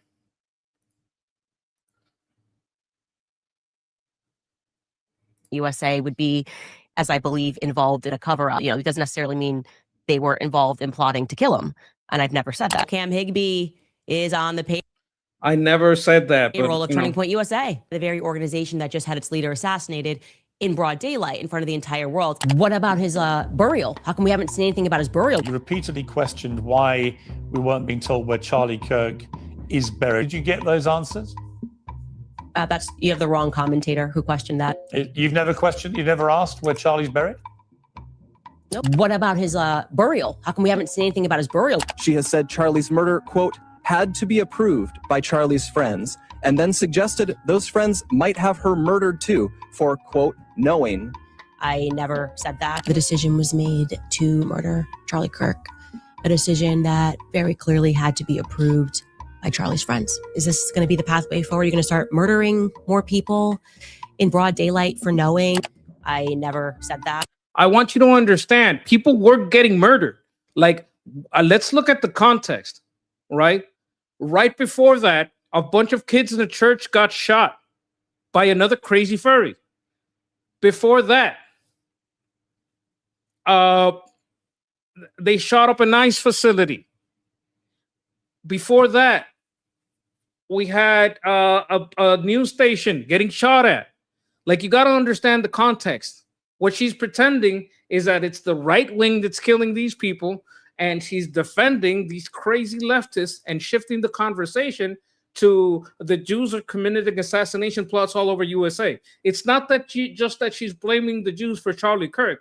It's that in the context of what was happening in America at this time, when the conversation that had to be had, like the conversation that had to be had at this time, the conversation that we would deserve to have is we need to investigate these people. We need the Department of Justice, Pam Bondi, to be on top of her shit, to be investigating Antifa, designating her not just as an American terrorist group, but as a worldwide terrorist group, so we can do better discovery into their communications. We got to find out what's going on with all these people shooting up ICE facilities, shooting up news stations, shooting up police stations, firebombing fucking, oh my God, courthouses. Like, we were in the middle of a lot of crazy stuff. And in the middle of all this, here comes Candace to run cover for assassins. Said that. I was totally in a cloud. I think back then it was Pam Bondi. Yeah, I remember she got fired because she was leaking shit, but I never liked her. Never liked her. She did not arrest anybody. Like, the most popular meme of the Bondi areas of the Bondi era was, for the love of God, arrest somebody. Of grief. Okay, you remember I had to go away to Wyoming just to breathe. Like, what am I doing wrong here that I have to go away and cry for a long time, and everyone else just kind of. Oh yeah, no, she went away to cry. This is where she was. I had to go away to cry. Bullshit. It seemed giddy. That's the only way I can describe it. Like, giddy. That emotion shouldn't be possible. They seem giddy. She shouldn't get. No, you're the one that seems giddy after his death. It shouldn't be possible, actually. I was in this aggrieved stage, and I really didn't poke my head up until weeks later. Until weeks later, she didn't show up. When I could stop crying about it every second. Charlie Kirk, my friend, is dead. First, this is fantastic that Preborn is doing this. To remind you guys about Pure Talk. Also reminding you guys about American financing. Also reminding you guys about GNO land. Also telling you guys about Just Thrive. You can head over to our website, CandaceOwens.com. You can sign up. Oh, but she didn't pop her head up till weeks later. Buy yourself a hat. I still haven't spoken to the press about Charlie Kirk, actually. Haven't even given one interview about Charlie Kirk. It felt icky to me. I think that she's lying about the interview she did? In the coming weeks, there's going to be a lot of financial reports that are coming out. And I, first and foremost, do not believe that Tyler Robinson killed Charlie Kirk. I want to be very clear on that. There's old footage of Tyler Robinson that is now circulating. I don't want to say much, but there were experiments, programs, brainwashing people. Yeah, this bitch Candace Owens trying to brainwashing us. And as I get into the intersection, the bolts, there was a vehicle in the lane. Tyler Robinson that is now circulating. And as I get into the intersection. And I, first and foremost, do not believe that Tyler Robinson killed Charlie Kirk. I want to be very clear on that. Okay, she's already saying he didn't kill him. This is just running defense. Throwing a reasonable doubt into the air, like poisoning the witness pool, doing all kinds of crazy shit. There's old footage of Tyler Robinson that is now circulating. And as I get in, Candace didn't air the the intersection, the bolts, there was a vehicle in the lane. Tyler certainly refers to it as his car, not his vehicle. Vehicle in the lane. He wrote me a letter on May 2nd this year. This is the letter that this is the letter I was talking about. Like you got to understand how deep this go, because there were a lot of anti-Semites before Candace jumped in, like the old school anti-Semites, and like you know, they're crazy people too, right? But you got to understand, anti-Semites hated Charlie Kirk because Charlie Kirk loved Jews. Like there were some woke leftist Jews that were trying to guide Charlie Kirk in a certain way, but his problem wasn't that they were Jewish. It was that they were lefties and they were getting all offended and telling him how to talk. So that was the problem he had. He had a problem with left-wing people, not with Jewish people. First and foremost, that letter he is holding up, he is severely misrepresenting. Those sentences are real. I'm saying you're severely misrepresenting the contents and you're doubling down on your lie. I told you to publish the full letter that Charlie wrote you, not lines of it. Okay? It's a lie by omission. New York Post got a hold of that letter. They've now published it. Charlie Kirk expressing his love for Israel. No attacks on Israel, just advice on how to fight lies and reach the next generation.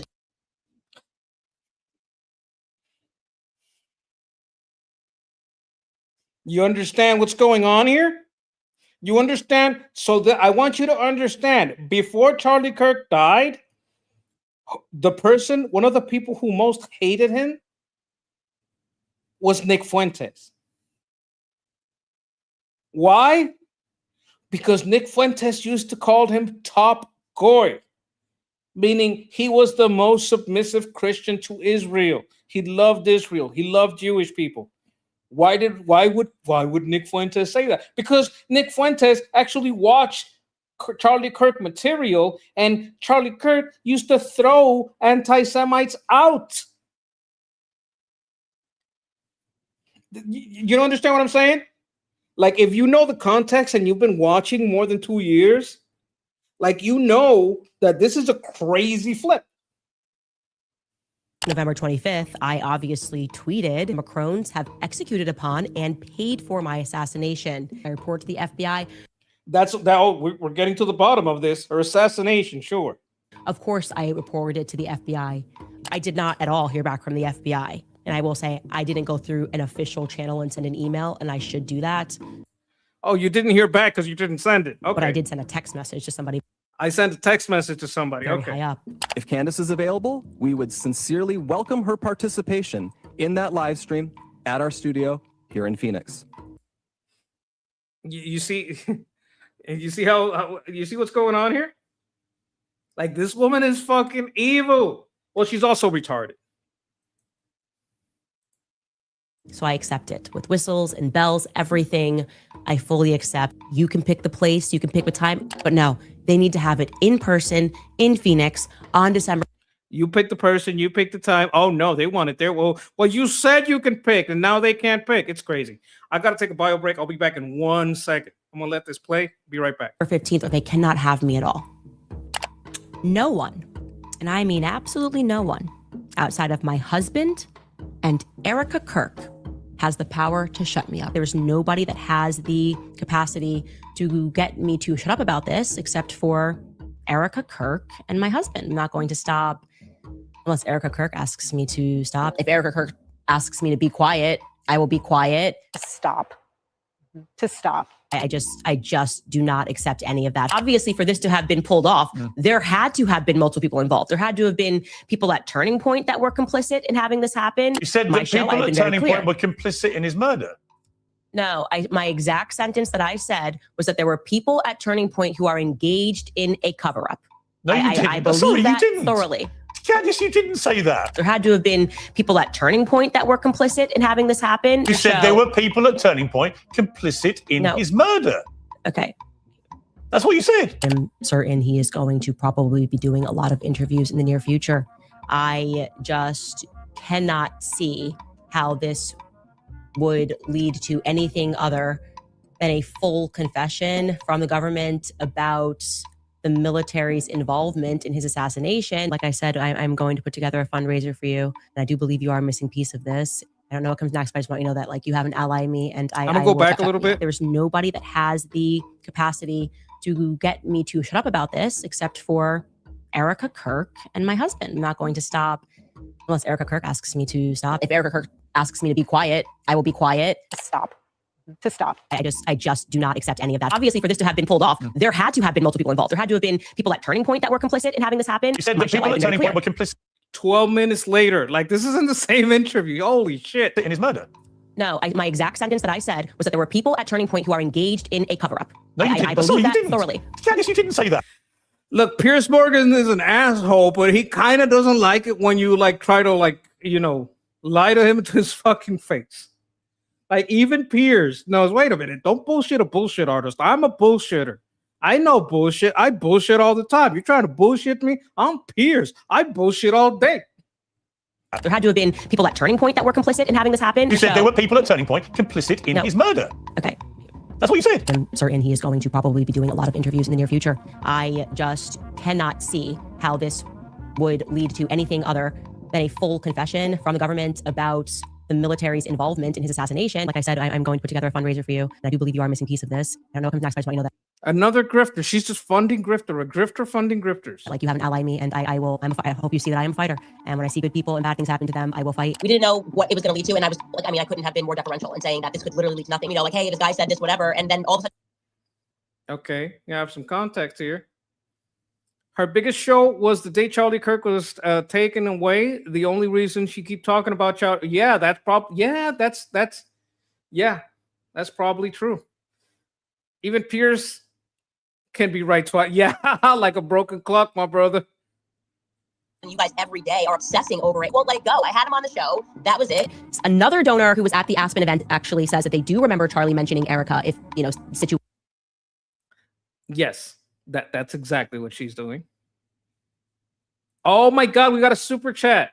Boss is gonna be so happy. Owens went down the question, everything rode so hard. She went down the question, everything rode so hard and fast, she drove herself to insanity. She's crazy like a fox. Like you're not driving yourself to insanity only. You're driving yourself to a lot of gains as far as subscribers. You're driving yourself to a lot of promotions, like you said. Like you guys saw that she's, please try this, please try that. Like she was sponsored by like 10 people. Like she didn't drive herself crazy into the broke house. You know what I'm talking about? And Ehif, I appreciate the super chat. We appreciate you. Thank you very much. Something happened that Erica would know what to do. Couple who said that they did remember it. I cannot stress this enough. The donors who were in attendance in Aspen are telling me that Charlie never said this. We don't know where it's going to. every day are obsessing Let me go over over that one more time. Another donor who was at the Aspen event actually says that they do remember Charlie mentioning Erica if, situation, something happened, that Erica would know what to do. Couple who said that they did remember it, I cannot stress this enough. The donors who were in attendance in Aspen are telling me that Charlie never said this. Do you see that switch? We don't know where it's going to end, but we are going to keep asking questions until we get clear answers. Candace, it may be that the person in the media spewing bullshit to the public is you. That's funny. That is funny.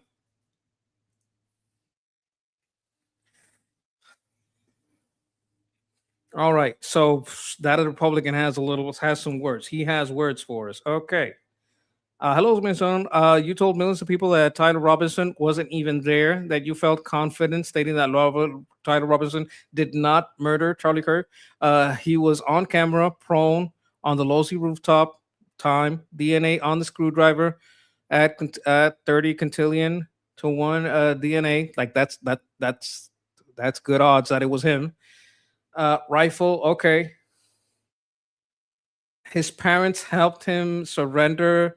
Texted his roommate, I'm sorry. Hey, he told his roommate, I'm sorry. Hey, fascist cats. He engraved that into the ammunition. He's going all over all the ways. Like, I don't want to read this all out to you because it's going to get a little boring. Not boring. I wouldn't call it boring, but it's what I'm going to do for you guys is I think this is a good thing to save. Like, if you're ever going to talk about the crazy stuff Candace has said, this is a good place. I would also recommend, Data Republican. Yes, I would also recommend Data Republican as a good source for anything. This person has great data on all kinds of stuff, from election stuff to, she go, I think, into, let me pull up the channel. I think like Data Republican went into a lot of, like right now she's going into this, but I think she's also gone into some of the fraud stuff. Like right here, oh, this is more about Charlie Kirk. Like this is a topic that okay. This is here she's going into some election stuff, just like, I think this is a good resource, so I would recommend.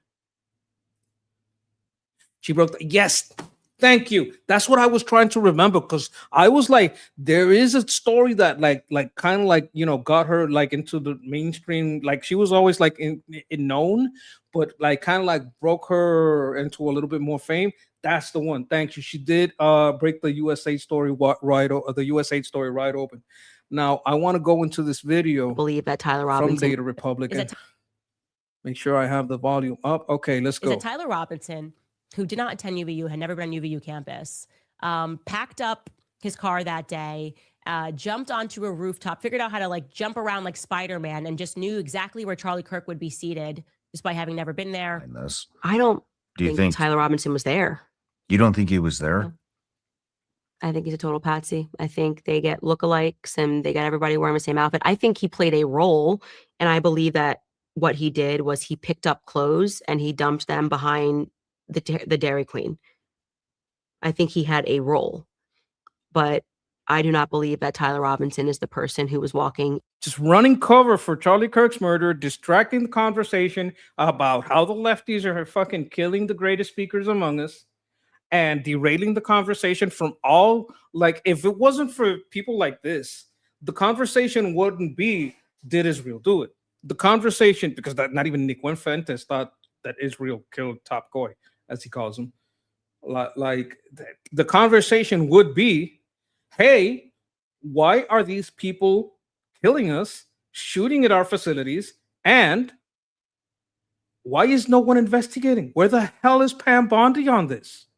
That would have been the conversation. In that staircase, I do not believe the person walking in the staircase. And I feel confident stating that Tyler Robinson did not murder. His roommate is a federal asset, Lance Twiggs. The person. Why do you think that? Because she's just making up shit. Oh yeah, Lance Twiggs is a federal asset. Okay, he's federal. Okay, all right, let's go. The police didn't even question him. Which is, if you run the theory that the police questioned him, and it's on video. Yes, I'm telling you, this bitch. Like when we tell you that the woke right is crazy, we're not kidding.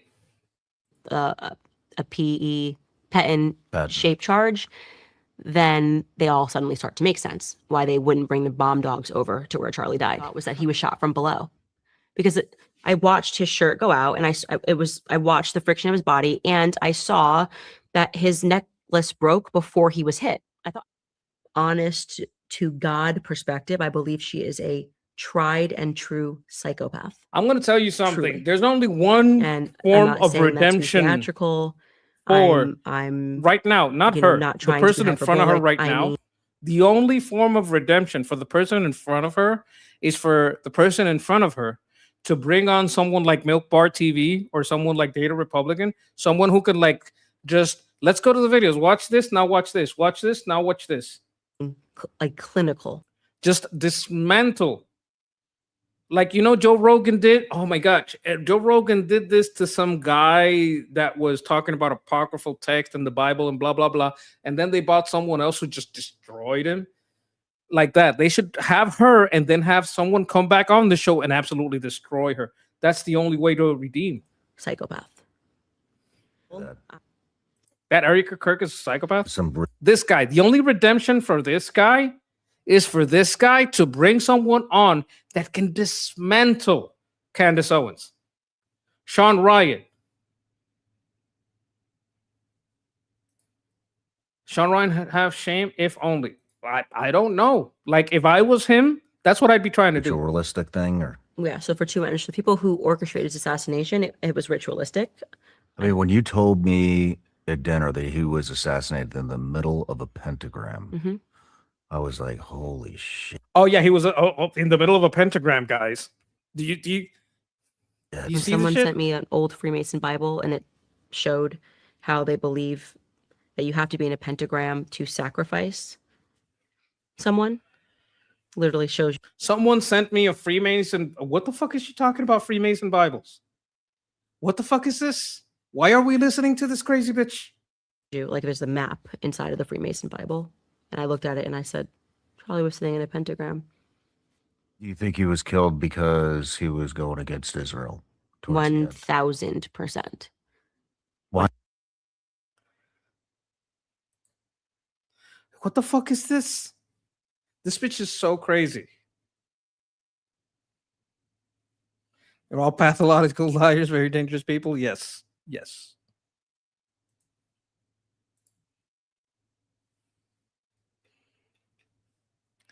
This is Milk Bar TV. Like someone like this guy's already out there. Like I've never seen Data Republican to show, themselves. So I wouldn't want to like I myself, I don't want to be out there, so I don't put myself out there, right? But this person put themselves out there. If Sean Ryan wanted to regain a little bit of his credibility, to have someone like this on and just discuss people like Candace Owens, maybe a little Andrew Tate, because Milk Bar TV knows about Andrew Tate and knows how full of shit he is, how Andrew Tate used to basically run a grooming gangs university. So, here he's saying, Milk Bar TV is saying, watch how Candace Owens painted an overblown picture claiming over and over Tyler Robinson would have to be Spider-Man to fire the shot from the UVU campus roof versus the actual reality. Okay. UVU had never been on UVU campus. Packed up his car that day, jumped onto a rooftop, figured out how to jump around like Spider-Man, and just knew exactly where Charlie Kirk would be seated. No, it's the lone shooter who had never been on campus, who climbed the roofs like Spider-Man. The piss poor narrative that you came up with that had kids who had never been to campuses scaling the rooftops like Spider-Man. By the way, there's 20 videos of him on campus. Tyler Robinson scaling the rooftops like Spider-Man. He'd never been to the campus, but he somehow knew how to scale the buildings, running around like Spider-Man.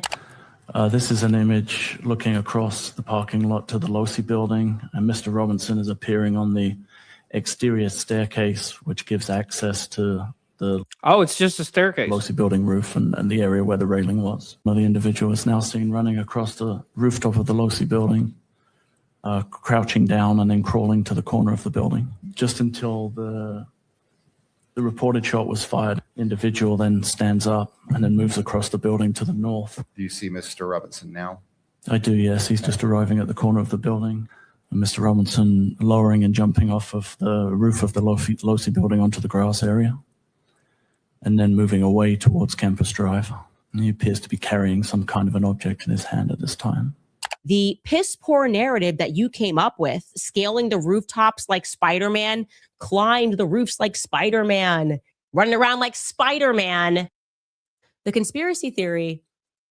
You see the kind of bullshit that we have to deal with when people on the right want to like equivocate over like small bullshit.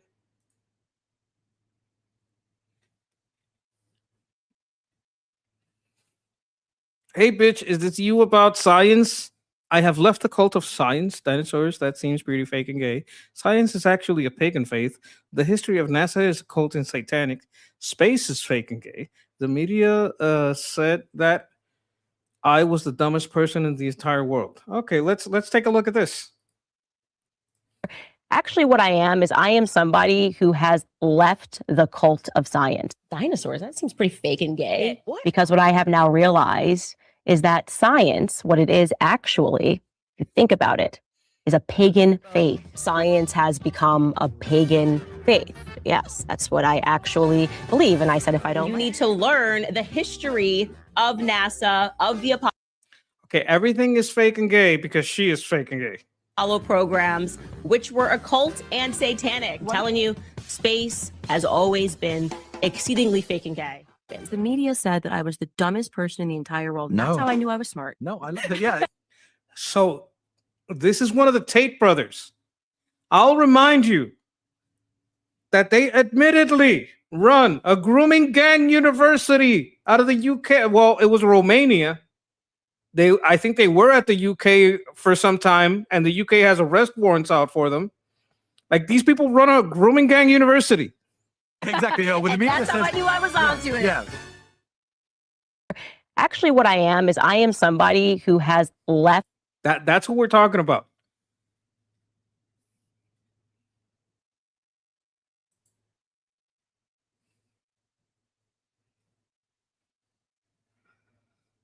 Candace Owen plays an Andrew Tate clip for her audience to help explain why she doesn't need to look at data to know the truth, and why she knows that the moon landing was definitely fake because it feels like a lie.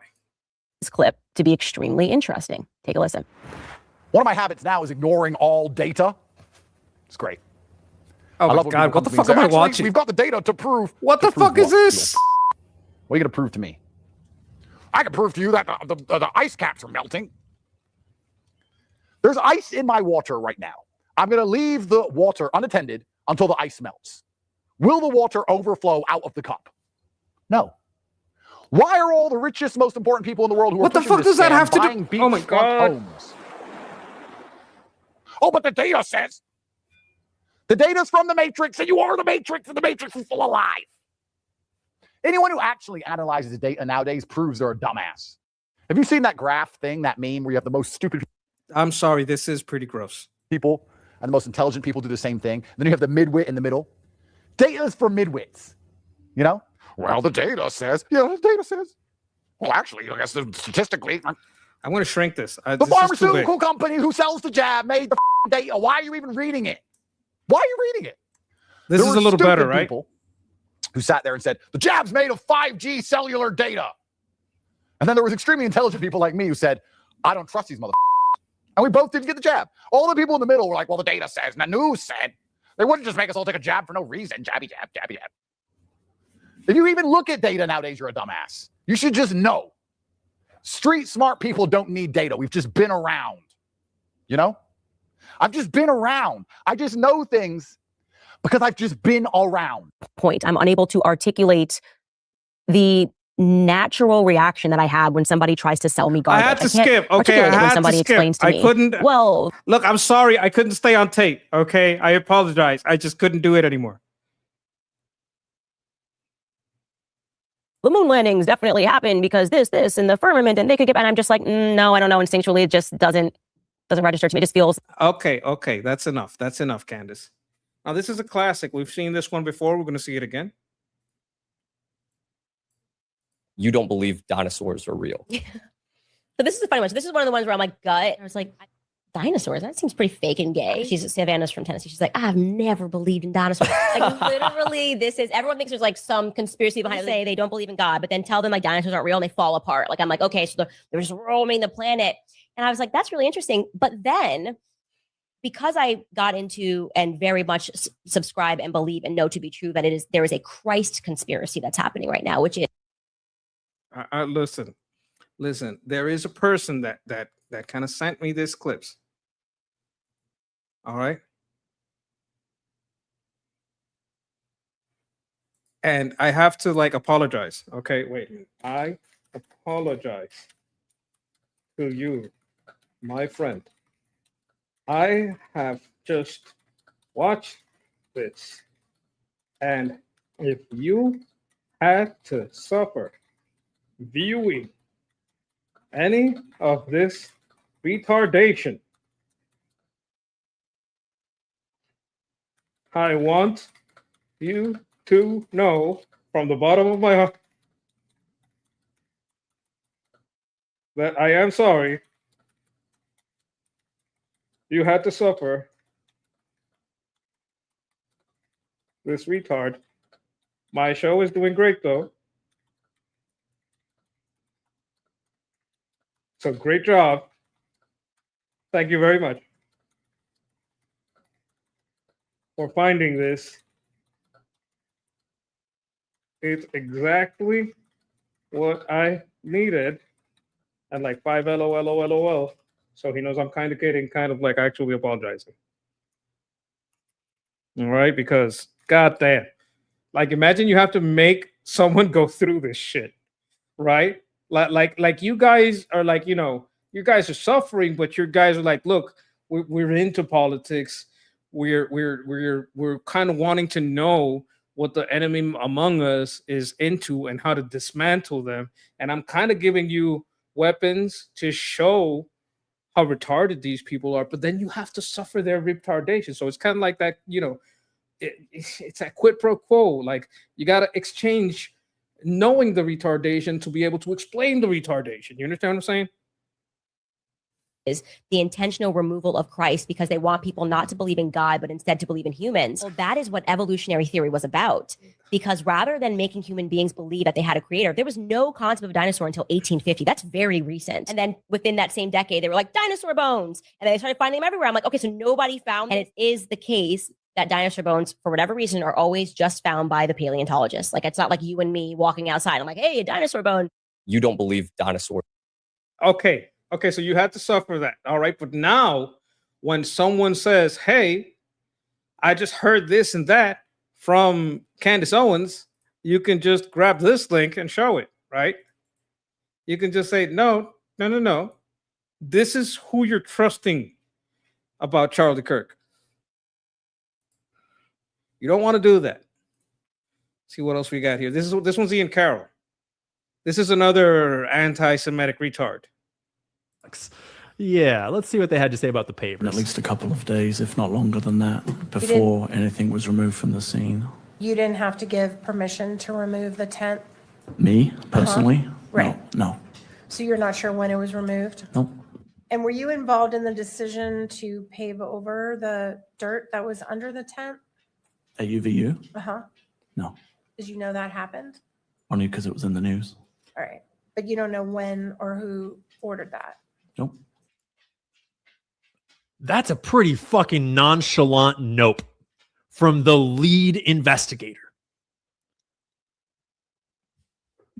Well, like, because let's just clarify. Like you investigate that the day of. What just happened? This is the lead investigator on the highest profile assassination in decades. His crime scene that he is in charge of gets dug up by fucking excavators like 4 days after the crime. And then so what? And paving stones get laid down. So what?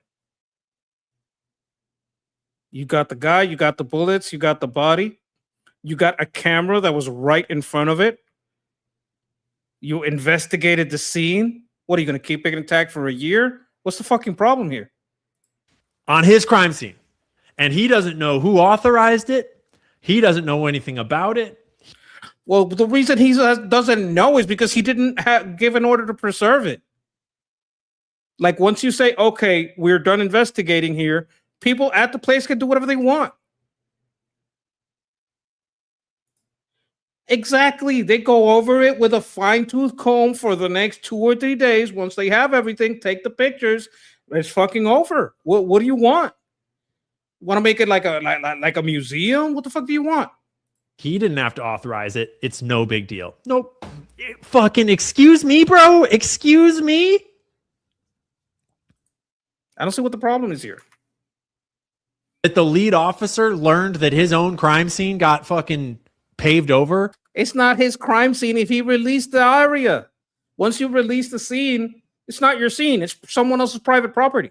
You can just hang on to that forever. He learned that from the news. Listen, I'm no lead because you wouldn't care investigator, but I'm just going to go in a giant high profile assassination. What is the point here? Is there maybe explosive residue? Is there? They check for all that. Is there explosive residue? Oh my God, I can't. The scene of the crime in the grass somewhere. Is there maybe explosive residue? Are there fragments of anything in the grass? Is there anything? Why does he think they didn't check this in 4 days? Else suspicious? Is there maybe, for example, at Daily Plaza, a little chipped off piece of concrete where another bullet fucking hit the cement? Oh, here we go again. Now I know where this is going. Do you guys know where this is going? And if you pave over this crime scene, you'll never know that more than one bullet was fired at JFK because there's clear. Right, the Jews killed JFK. Here we go. Evidence of bullets that weren't the one that hit him. But it's no big deal if you pave over the crime. No. Remember, the Jews did everything. So this anti-Semitic piece of shit is saying that the Jews killed JFK. Now, I think that the problem is Marxist, and the left and right are within Judaism. They are within Jewish blood. They are within Christian people. They are between in white people and black people. Every nation, every profession. You got some lefties ruining shit.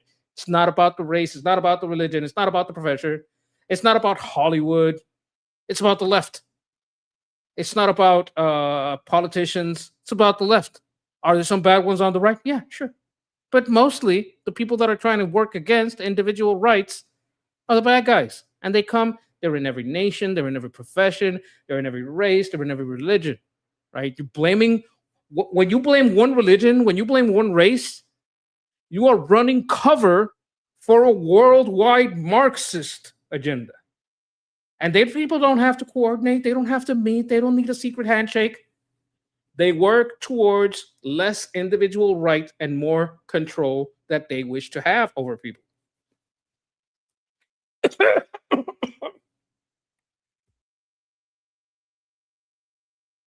Oh my God, sorry. I've seen 3-4 days later or whatever, apparently. He had no idea it even happened. That's super fucking weird. I mean, to me that seems You're super fucking weird, dude. Call me a pan. You're the weirdo. This is Ian Carroll. Let me see what else he says here. Is that apparently there was a armed, unidentified man that accompanied him to the scene of the crime when he first found it, and we have no fucking clue who he is. So let's listen. And it appears to me from reviewing your body camera that there was another individual who was with you that went to the Losi building who was in civilian clothing but appeared to have a gun. Who was that? I don't know who he was exactly. He had a badge on, and I had somebody with me to back me up as I ran up the stairs to make sure. A cop. There was a cop there. I'll have you know, Texas. Where did this happen? I believe this was in Texas, if I'm not mistaken. What do you think, Texas? Did this happen in Texas? I think it happened in a place where the Second Amendment is in high regard, so anybody could be armed. Number one. Number two, this person had a badge. We're chasing down a suspect. You're not going to start frisking every cop, right? UVU. Okay. I don't know what that means, but it was at the U. I don't know what the U, I'm sorry. I apologize. I should know more about where this happened, and I don't. Utah. So does Utah have the Second Amendment? First of all, he had a badge. Like, these are a couple of cops chasing someone down. But I think Utah has the Second Amendment. I had somebody with me. So you don't know what agency he's from or where he's from? No. And it looked like he had a pistol. Yes. Is that right? A handgun, yes. A handgun. Yeah. And so the two of you go to the Losi building. Yes. Yes. Texas is telling me they do have the Second When you Amendment. reviewed the videotape at the police department later, did you check? So there's a person. I see. I don't see a problem here. This person is just making something out of nothing. Okay, so now I'm going to get into like Nick Fuentes and why he hates these people, because he used to be the top anti-Semite and these people are grifting into his game. Like, they just started being anti-Semitic and he was there all along. They're stealing his thunder. So this is no bueno. And now I think you see why I jumped off the ship. Because I'm ahead of the curve. That's the difference. All these other people, they are behind the curve, and so they can't see when the wave has crested. They can't see over the hill. I started to get this feeling a year ago. In September, October, I said, you know what? These people don't know what they're talking about. Yeah. They don't know what they're talking about. This is a high IQ anti-Semite, all right? This person, his evil is way more dangerous. Like, I wish he was on our side. Like, I wish I could have this guy going against Islam the way he goes at Judaism. That's how much I respect his dangerous nature. They don't care about the truth. They're promoting falsehoods. When they're pushed on it, instead of adapting and getting better, there's this weird cult-like mentality. Anybody that's not going to go all the way on every conspiracy is part of the conspiracy. You don't believe Charlie was killed by Israel? You're with Israel. That's how it went. And so I said, this is not good. This is on its way out. Gravity's Heavy says, Nacho Nazi. Yes. This is on its way out. It's attracting all the wrong people. The incentives are wrong. Now here we are. Now you see. Now my credibility is intact because I said it a year ago. That's why people watch my show. They don't want to. This show is not for people to hear what everyone else is saying right now and what everyone else thinks right now. You want to know what everyone else thinks? Watch anyone else. You want to get the information a year in advance about Trump, about Peter Thiel and Palantir, about the war in Iran, about this, you watch my show. People that were watching my show, listening to these arguments, they knew this in November. Now we have the video, and it's 2026 in July, and now it's everybody else still hanging on. Oh, no, here's how we could still be proven right. That's the problem with Nick Fuentes. He is way more dangerous because he is way closer to the truth. He'll twist one word, make one aspersion, like do one twist to make it anti-Semitism, but he won't go full on crazy. Like one of the greatest weapons we have against anti-Semitism is Candace Owens. She makes them all look stupid. Nick isn't doing that. That's why he's a problem. Because he knows how to thread the line. He knows how to play it close. That's why this guy's a problem. That's why this guy is way more dangerous. I wish to God that he used his intellect against Islam instead of against Jews. And Jake, Dan, glad you could make it. We are all so glad you could join us last year. Like he's saying, like, join us. What is he talking about when he says join us? He's not going to say join us on the let's hate Jewish people train, because that wouldn't be smart. Right? So he's saying join us. He won't say on what. We've all been here for 10 years. We're so glad, Dan, that you could put down your paintball tournament to be here and actually engage with politics at the age of 45. And we're so glad, Candace, that you stopped taking money from Daily Wire to finally tell the truth. Like saying, hey, you've been paid by Jewish people for a long time, but now that they're not paying you, all of a sudden. You understand? You understand the danger here? And Ian Carroll, we're glad you stopped delivering pizzas so you can make your YouTube videos. But you guys need to get with the program here. And the program... I think he used Kanye. I think he twisted Kanye. I think like he opened the door to popularize the acceptance of being more anti-Semitic. I think he used Kanye. I don't think it's the other way around. Program is not submit to me. It's not about me and my ego. It's about you need to humble yourself and put the facts first. Not the narrative, not the agenda, not the ideology, the facts. Humble yourself, read a... Yes. Like these people are out there screaming it, and they're screaming it along with lies. This guy, he dog whistles it. And sad. It would...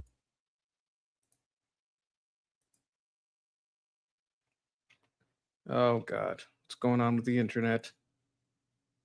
And it would be funny if it wasn't sad. It would be funny if it wasn't sad and depressing and sick and depraved.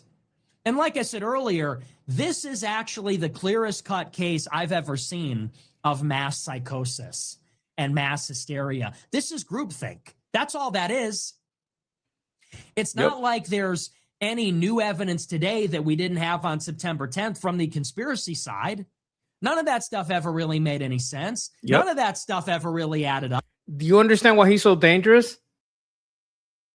Like he knew this was all a mountain of bullshit, and he knew how to stay on the anti-Israel train, but say, hey, I'm still with you guys on this anti-Israel, anti-Jewish people train, but don't get on with those people because those people are going to make us look stupid. Like he recognized these people are dumb. I know I'm smarter than them. This is not conducive to what's going on here. This Charlie Kirk was shot by a crazy furry, and it's not good for me to latch myself onto this bullshit, right? So I'm looking at the long game, and if I want the long game of this, my anti-Jewish bullshit narrative to survive, I gotta like delink myself from it. And once the shit hits the fan, all the fans that they lose will either forget about anti-Semitism and realize it's all stupid, or they'll join me. So he's here to pick up the pieces. Up. All this stuff about, 30-06 would never do that. Why would they repave the grass? Well, actually, it turns out bullets do weird things. And if it was a soft point round, which is very common, 16 out of 17 variations of a 30-07 from Remington are soft point bullets that are designed to fragment upon impact. In other words, not to go straight through. That never made any sense. Why would they pave over right away? I don't know. Maybe it's traumatizing to have a corpse with all its blood pouring out in the grass when people are trying to go to class at their university.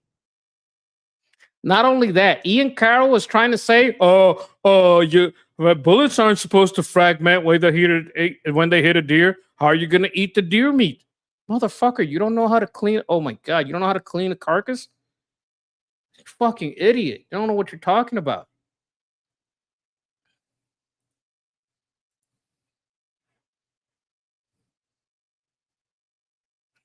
Let me see. Okay, that's going to be the last Nick 10 Fuentes. months, 10 months of Egyptian planes, maroon. Oh, that's another thing. Candace was going on and on about some Egyptian planes having something to do with the assassination. 10 months of Egyptian planes, maroon shirts, energy weapons, palm pistols, hand signals. What about that guy that got up and said he shot Charlie? Okay, Texas, like I know you're right about this, right? And I'm not going against this at all, but check this out, right? So this retard this retard Ian Carroll, the guy we saw, the mustache guy, right? He said, "Oh, well, bullets don't do that, because if bullets did that, then how are you gonna eat the deer meat with all the bullet parts in there? They're not supposed to fragment." It's like, okay, you've never gone hunting in your entire fucking life. That's what he's telling me. Like he doesn't know what he's talking about. Charlie. A 30-06 could never do that. That's not the entry wound. That's the exit wound. He was shot from behind. 10 months of this. And you're telling me the entire time they had a video of him doing it? This whole time, ever since September 10th, the prosecution had a video of Tyler Robinson climbing to the roof, taking the shot, taking apart the rifle, and going away? I'm glad the prosecution kept that close to the vest, because that just tells me, oh, these people just showed their ass. Like, I'm glad that they didn't reveal that, so these people could make up their stupid conspiracies and look like a bunch of dumbasses. According to people who were at the hearing, they say that. No, but he was shot with like hollow points are more for handguns. I think there are like other rounds that kind of go hollow point. I mean, I was in the army, but I'm not like a bullet expert.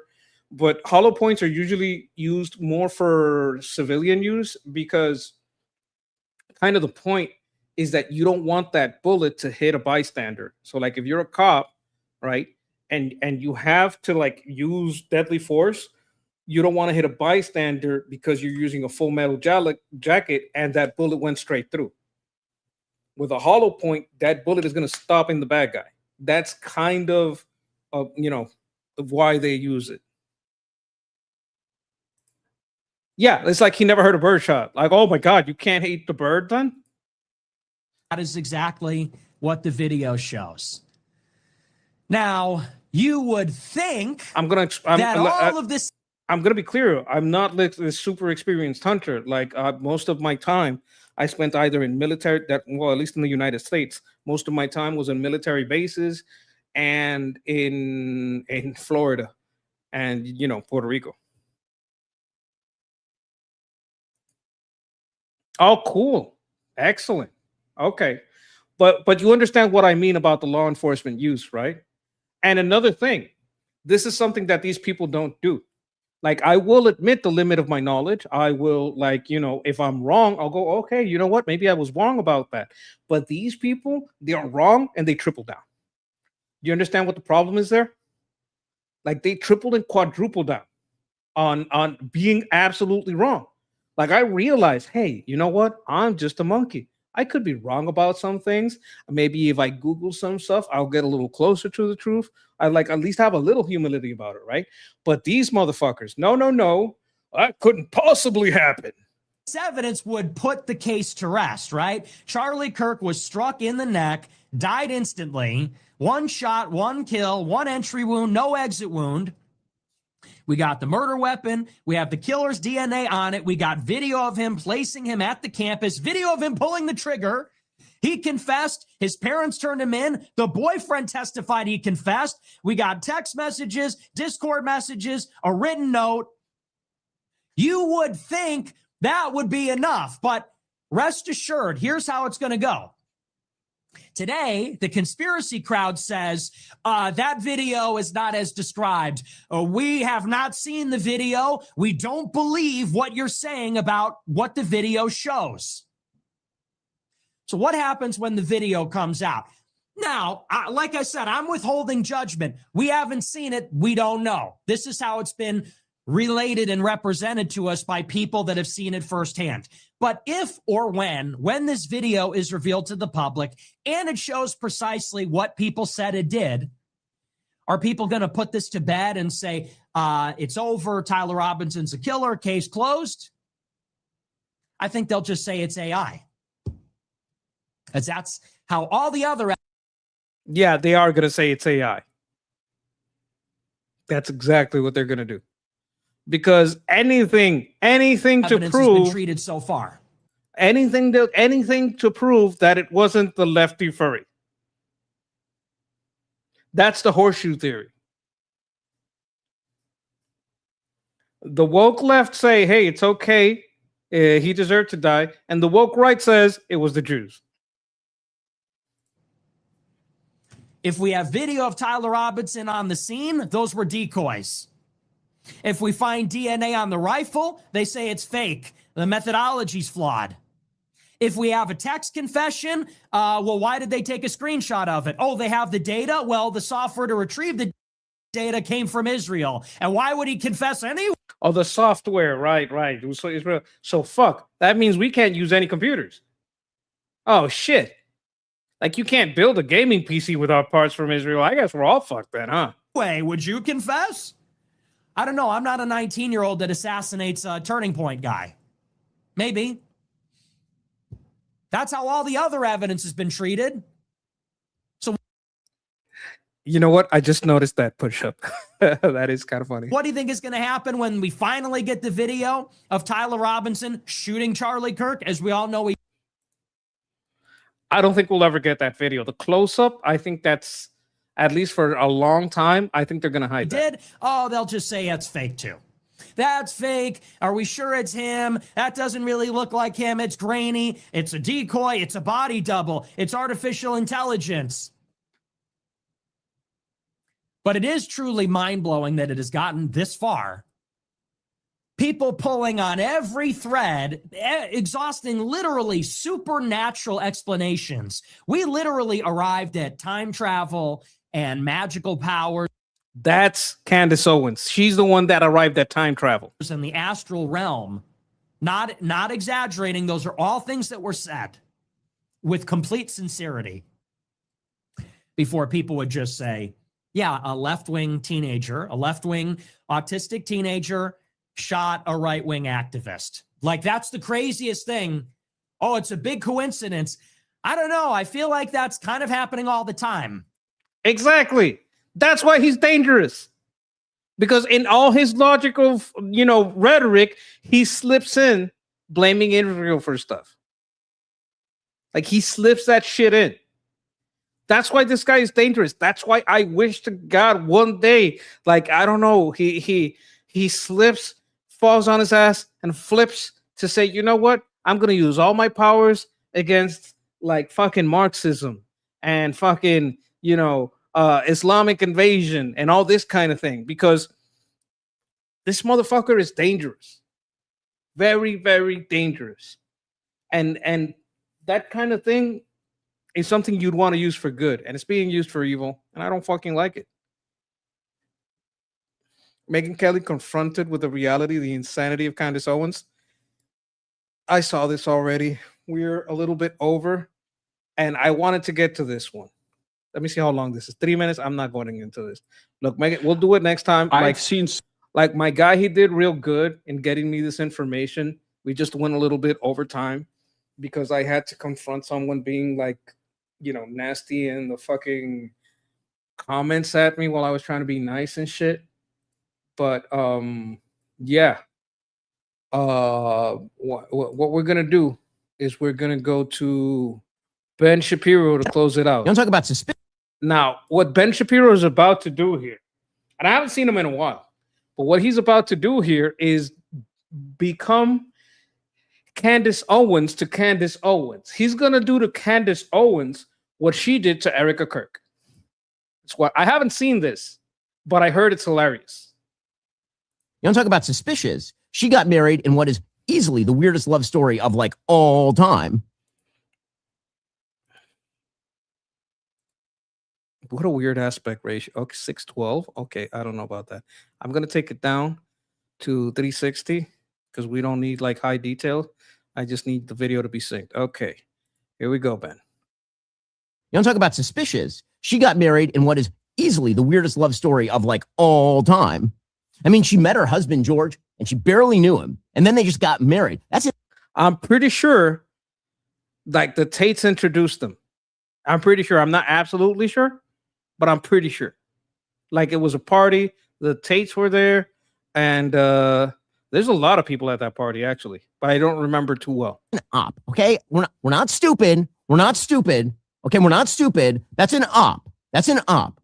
Candace supposedly attends a crowded dinner party consisting of like 30 people. You want to guess who else was seated at that exact same table? Charlie Kirk. Is that a coincidence?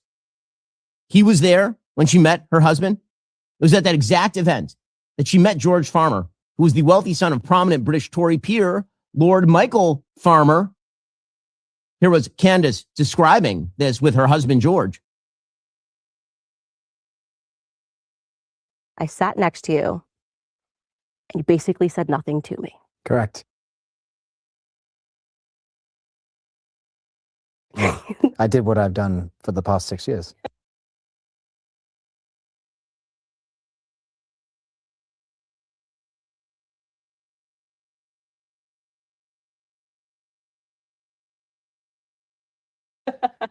I just said nothing. And it worked. And it worked. Yeah, It there we go. absolutely And then you worked. married me, so I have no idea why. Yeah. Yeah.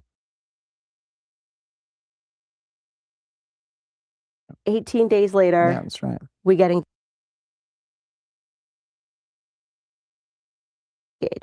And I called her and I just said, listen, I know this is completely crazy and we've just met, but how do you feel about getting married to me?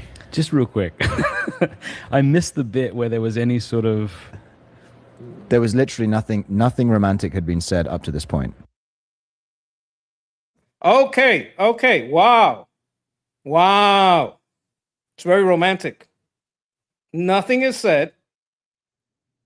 Okay. 18 days later. Oh, that's weird. Okay. I mean, Money.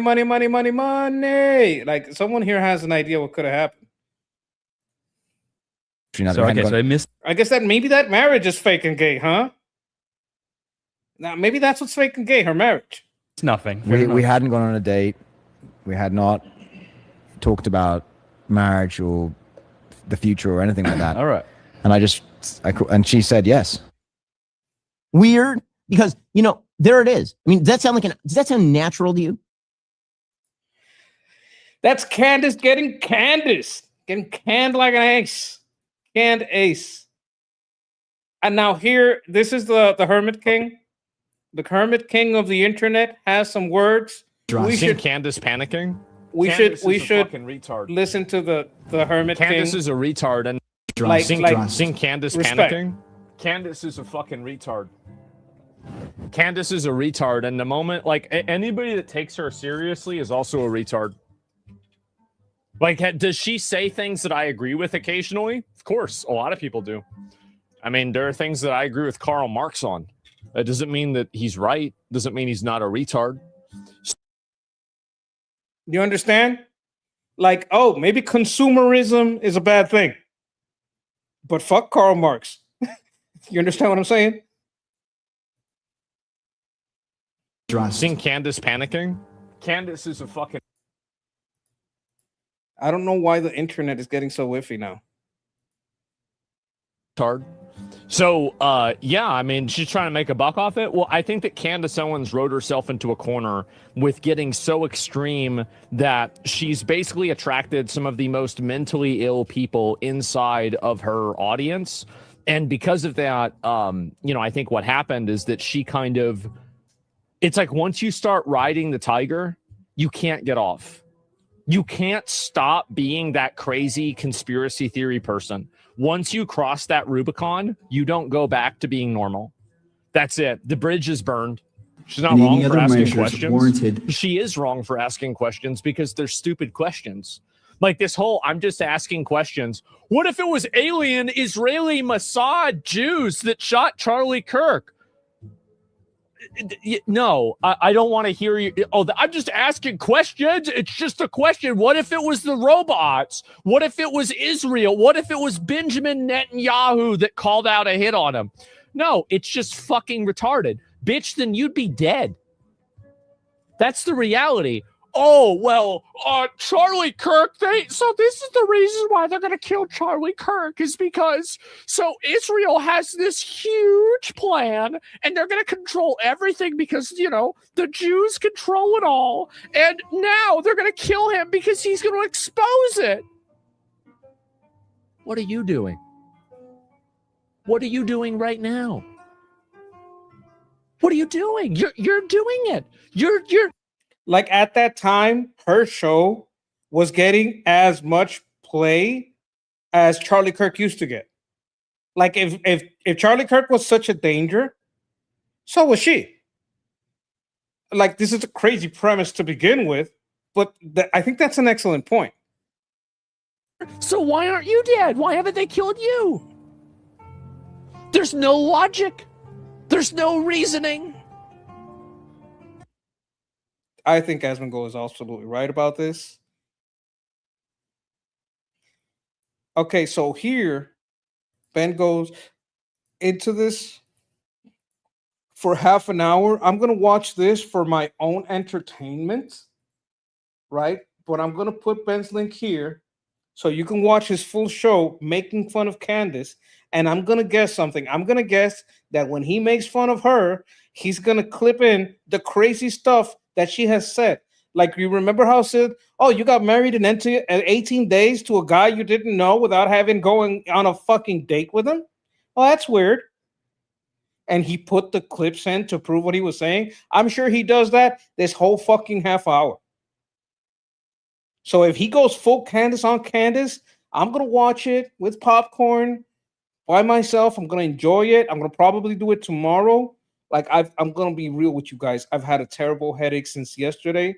Like, you know, I did like kind of have, I was in an accident a long time ago, and sometimes it gets to me and I have my bad days, sometimes bad weeks, and I'm going through a bad one these days. But you know what? Sometimes it's good to have someone here to like talk about stuff with. I haven't even promoted myself or the link or the channels or anything. I'm going to go ahead and do that now. Let me see. I'm at 590. The goal was get to 600 today. I don't know if we're going to be able to get to 600 today subscriptions. If it's at all possible, I would appreciate any subs that want to come my way. I would definitely appreciate it.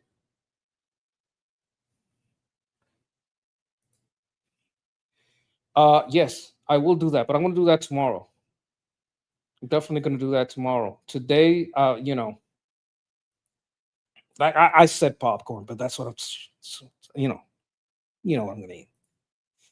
I appreciate you guys being here, and I really appreciate like, you know, all of you for you know, being here with me, understanding me, like even understanding how I'm not going to put up with a lot of bullshit. I've had a terrible day within my body, like within my brain, within the pain of all this shit. I have had a bad day. We all have bad days. You got to push on through. And if there's anything that helps me push on through, is you guys in the chat. You guys motivate me to keep on going. Hey, you know what? That's one thing that, hey, no, whoa. This is a much better movement. Globalize the empanada, empanadillas, pastelillitos, alcapurria, pinchos. Pinchos is like shish kebabs, but Puerto Rico, we really love them. We make pork shish kebabs and put like, you know, soft bakery bread on the tip. So, you know, just to pick up the grease, not the grease, the sauce. You know what I mean? So, you know, that's what we need to globalize. Good food. And I want to appreciate you guys for being here. I could not watch this crazy stuff on my own. I could not. Let me put the link to my channel here for you guys in case you guys want to help me get to 600, because that was the goal for today. I'm trying to show Armin that I can make it, that I can entertain you guys. Some people are gonna get mad because I'm a little rough on people sometimes, and I go off and I say, look, you know, some things I'm gonna allow, some things I'm not. Sometimes I'm gonna use people words against them when they're getting too sensitive about some bullshit. I hope whoever can forgive me. If they can't, oh fucking well. But it is what it is. We're at 590. You know, I'm doing my best here. Like, leave a comment, leave a like. Let me know what you guys, you know, let me know what you guys think. Let me know. You can leave a comment and tell me if I'm doing good, if I'm doing bad. Thanks for staying with me. And I really appreciate you guys. Oh, wait. We have a new one. We have a new one here. I'm going to end with this last one. I'm going to give you guys, I'm going to put the link out again in case you guys want to follow me. Maybe we get, like, I'll show the goal later, see if we got there. All right. There's the link in case any of you guys want to follow. We got to get to 600. That's the goal. We're trying to get to 600. All right, let's go one more from the Hermit Kid. This guy, he's like super humble. He's center right. He's not like super right or super left. He's more center right. But you know, he does speak it like it is, and he keeps it real. I'm a big fan of this guy. I was one time on his show actually. It was like 42,000 people there. We were talking about a game I really like, and it was a lot of fun. He treated me with a lot of respect, which I didn't expect because he didn't agree with me going into the premise. I wound up convincing him actually, but you know, I really like the guy. I think he's cool. Overwhelmed right now, Mr. Vice President. I'm just so overwhelmed. Dab, dab, dab. No tears. I'm so overwhelmed. And he was probably like, oh my God. And my kids, I just don't want my kids to be an orphan, Mr. Vice President. I know, I'm so sorry. That's what I think went down. What a nasty fucking bitch. I really hope that the Charlie Kirk thing, I hope that this sinks these people. Why did it do that? Why does it do Overwhelmed that? right now, Mr. Bitch. I really hope that the Charlie Kirk thing, I hope that this sinks these people's careers. I don't think it will, but I hope it does. What a bunch of nasty, disgusting people. Really? How disgusting and nasty and weird. I really like Candace literally accused Erica of offing her own husband. I know, but you know, again, I'm glad to see more people saying this. She should get the Alex Jones treatment for this. Maybe, I don't know. She lost it. I mean, losing it implies that she ever had it, which I don't know if that's necessarily true either.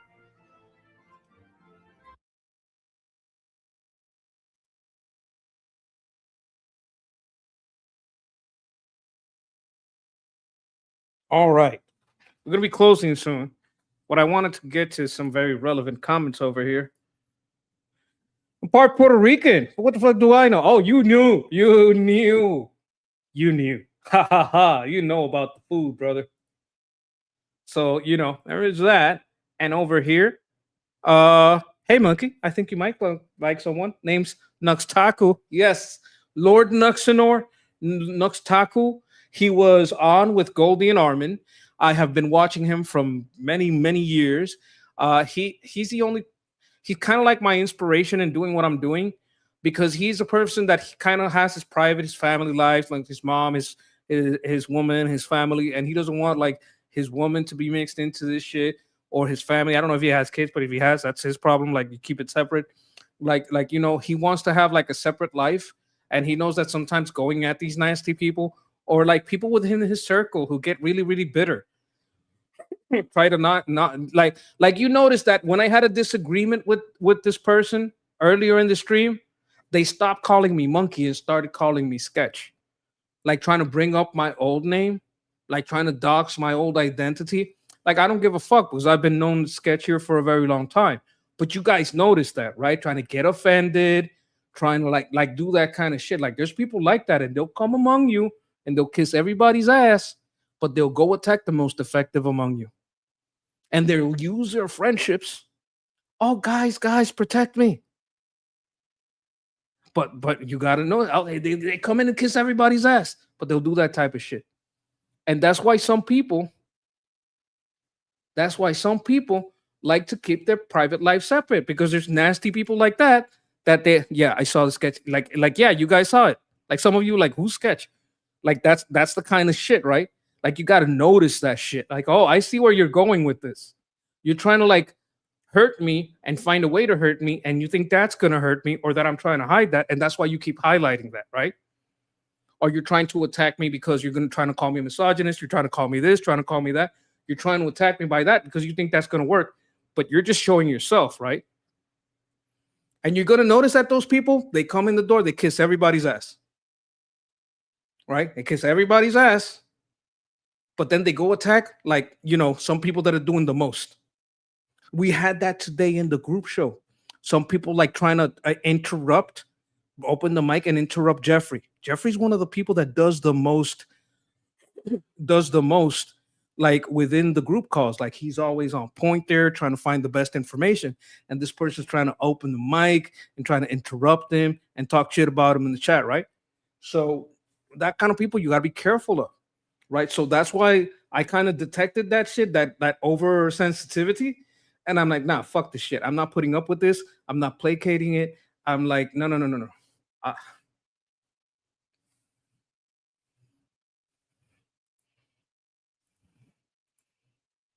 Oh, really? Oh man, I'd hoping that stuff gotten better. I'd hope that stuff gotten better, but it is what it is.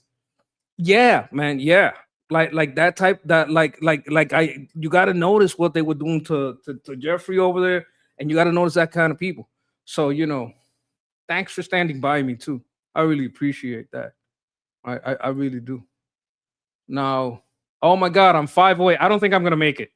I'm not. I don't think I'm gonna make it to 600. Let's see. Let me see if I can add this to the stage. I doubt I'm gonna make it today, but you know what? We can make it tomorrow's goal, right? I guess I can make it tomorrow's goal to get to. Yeah, I don't think I'm gonna make it to 600. I'm 5 away, but I don't think I like. How many people are in the audience? 53 people. You're probably all subscribed already. We're 5 away. Like, let's give it. You know what? I'll give it 5 minutes. We'll stay until 11 to a quarter to 12. We'll stay to a quarter to 12. We'll talk about whatever you guys want, and at 11:45 I'll refresh, and we'll see if it is what it is. Oh my God! Look who is here. Hey, how you doing? This person is in our group, and you know what? I was very impressed with some beautiful words that she did. Some poetry that this person, like I was moved, and it felt like bars, like straight up bars. Like, my God, I want to make a song with this. It was so beautiful. Sketch, what's the meaning of life? Life is love. That's the meaning of life. Love. Do whatever you can for love, and God is love. Everything is love. You don't have to believe in God to believe in love, because if you believe in love, you believe in God. God is love. Believe in love. I hope you believe in love, Sam. I know, like the poetry that she made was very beautiful, but it comes from a place of understanding harsher stuff in life, and sometimes you go through that bad stuff to get to that good stuff, right? Like, oh my God, there's a song that says, "Oh, you only love her when you let her go," but it says, it talks about, like, let me look for the lyrics, because I'm not, I don't remember it too good, but it kind of goes into like how you need the dark to appreciate the lights.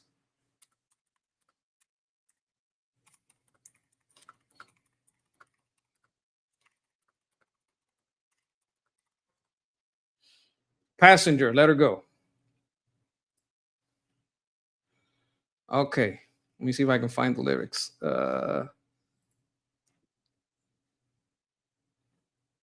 Let me see. Oh my God. We love you, Sam. Everybody show Sam some love so she knows that we all love her. Only miss the sun when it starts to snow. Only know you love her when you let her go. Only know you've been high when you're feeling low. Only hate the road when you're missing home. Only know you love her when you let her go. Only miss the sun when it starts to snow. Like, it kind of goes on like that. Like, Yeah. You're getting some love. There you go. I hope you're feeling that love. Hey, Noah. Hey, don't get jealous, okay? Okay. Love you too, buddy.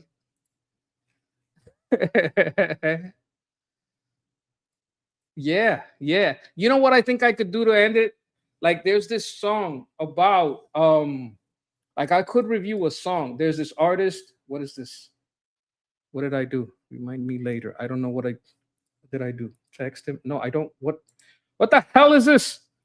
What is this madness? What do you? Okay, I think this will fix it. No. All right. I got it.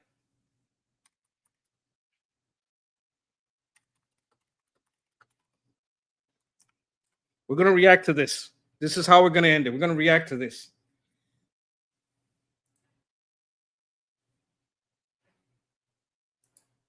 Now, this is an artist that loves reactions and reactors. So, like, you know, I'm thinking this is pretty safe, right? Because he's like he says, look, if anything ever happens, like it's a misunderstanding because I love reactors. Lots of people react to this guy. So we're gonna learn a little bit about, you know, he's gonna talk about how to be yourself. How are you yourself, right? This goes into what's been going on with Erica Kirk, right? Because, you know, what is a wife when the husband's gone, right? What is a brother when the sibling's gone? What are you when people close to you die, right? Like this person kind of went through something like that and they made a little song about it. It kind of gets to me sometime. I won't say that monkey ever has tears. Monkeys don't cry. Yes. I mean, yes, exactly. But are you still a wife? Do you ever know how to stop being a wife? Does that ever go away? Do you kind of lose a part of yourself? Does part of you die? Are you ever yourself again? Or does part of you will never be the same again? These are important questions, right? So I'm not going to say that this makes me cry. I'm not going to ever admit that monkeys can even cry. I don't know if that's even a possibility. But sometimes our little monkey hearts swell and feelings get caught, like they kind of rise up. And you could get a feel stuck in your throat like a knot. And it makes it hard to express yourself. Like I have gone through that. Sometimes this song can do that kind of shit to people. So I'm going to let it play. This is live.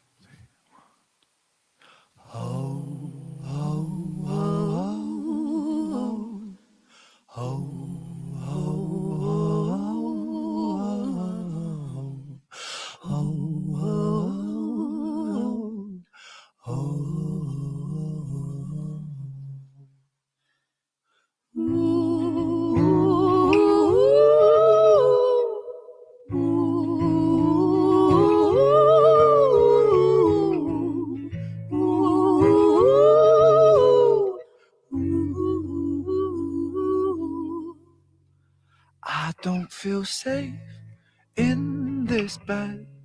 There are voices in my head. I've been talking to the dead, and the fear baptized me. My kingdom turned to dust, and I watched all my riches rust. Have I lost the Midas touch, or do sad eyes blind me? Over and over we go. So you understand why I bring this up, right? Because I'm sure that this is kind of like, you know, like Erica Kirk, you know, like that. She might have gone through some shit like that, right? Like, you know, you think you're at the top of this kingdom with your king, and then someone shoots your king, and you watch your kingdom turn to rust, and you think, you know, I thought I was doing everything right. I thought I was raising this kid right. I thought I had my man's back, but maybe I didn't. Maybe I did something wrong. People start to blame themselves and shit, man. That shit get bad. It gets real bad, right? So it affects some people. So I wanted people to hear the song, so you guys could like hear, like maybe she went through some shit like that. You know what I'm saying? Let me let it play. Over the hills and the valleys below. Oh, and it follows me home, and it suffocates me.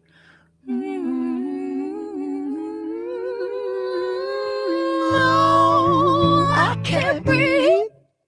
I said, oh, I can't breathe. All I know is I forgot how to be me. Like she's gonna feel a little lost because maybe all she knew how to be was be Charlie Kirk's wife, and now you gotta be Charlie Kirk's widow. Like you forget how to be your, you know, all you know how to be is your parents' daughter, your parents' son. and then you lose your parents, and you're like, I forgot how to be myself. I don't know what myself even is anymore without this person in my life. So like I kind of understand, and I want to put this song he dedicated to a friend of his that kind of jumped off a bridge nearby there, right? And he felt a lot of like guilt, he felt a lot of pain, and he felt like, I've lost my friend. I don't even know how to be a friend anymore. I've lost my best friend, right? So he felt that pain, and I felt like that pain, it kind of translates to a lot of people that forget how to be themselves when their loved one ain't there no more, right? I'm gonna just let it play again.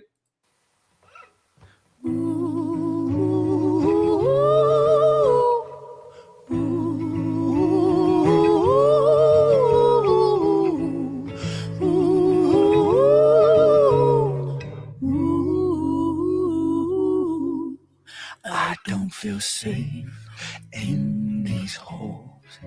There are bruises on the walls.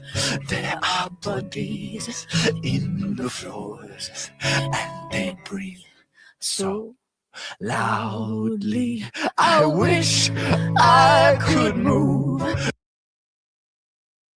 I think what he's talking about is like when you go to the house where you live with a person, like you live with this person, right? And this person with you a long time, right? And there's piece of people that's not there anymore.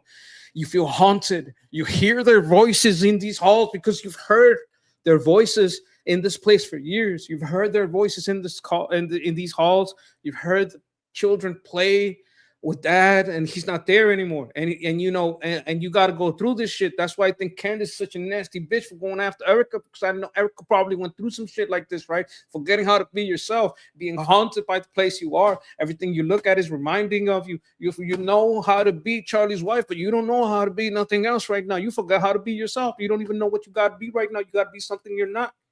You got to transform yourself to something you never thought you'd be. You thought you were going to get to old age. You thought you were going to be like old people together on that balcony, but now that thing is gone, right? So you forget how to be yourself. So I thought this song, it kind of like, you know, gets to you, like gets you understand, right? Like she got to be going through it, and have that bitch Candace talking all that shit that pissed me off, right? But I wanted like to like, you know, I wanted to kind of like to put you guys in her place. Like I want you to feel what Eric feeling. Like this is not exactly the same thing because it's a different situation, but it's a little bit about mourning, right? It's a little bit about you knowing how it feels to be in that place where you're mourning. Yes, good morning. But like hi, you know, you just came into the chat. So I'm kind of explaining that this song is about mourning, about loss, about losing someone you love, and how you forget to be yourself. And I wanted to chat to, you know, to see, you know, that perspective. Get up and walk right out this tomb. Do our saviors die too soon? For my sins surround me. Over and over we go. Over the hills and the valleys below. Oh, and it follows me, follows me, follows me, follows me, suffocates me.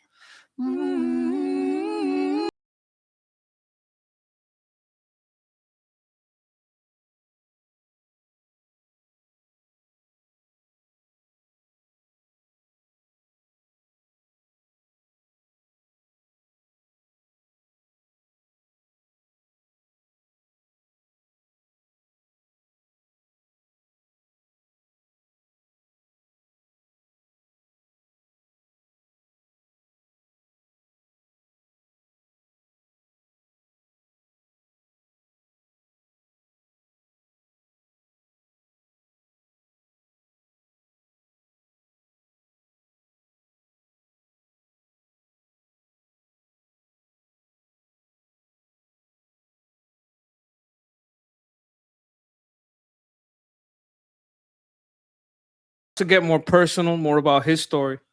When he gave up the fight, a quick decision late in the night that stayed with me for all of my life. I miss you so. So like the story he's telling about is like kind of more personal to him about how he lost.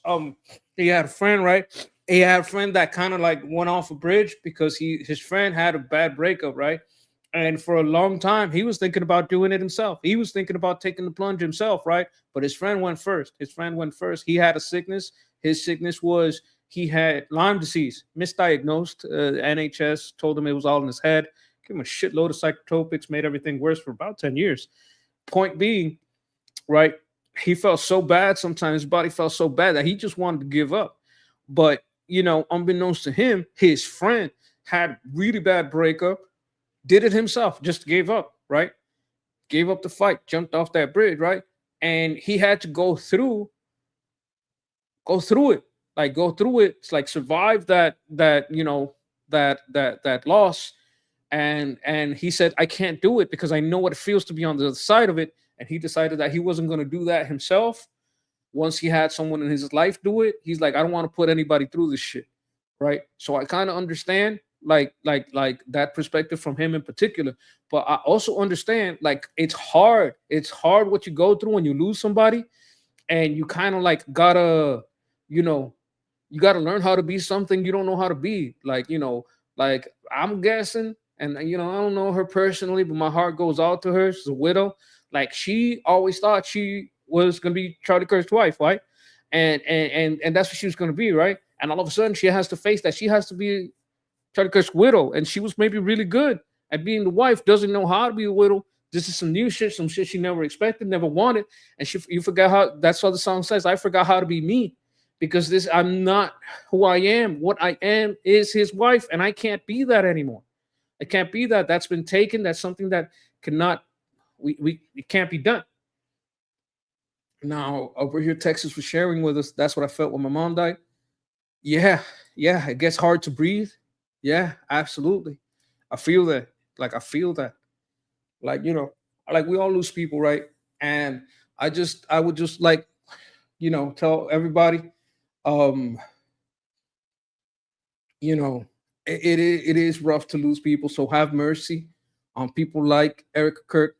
And your heart should go out to her, even if you didn't know,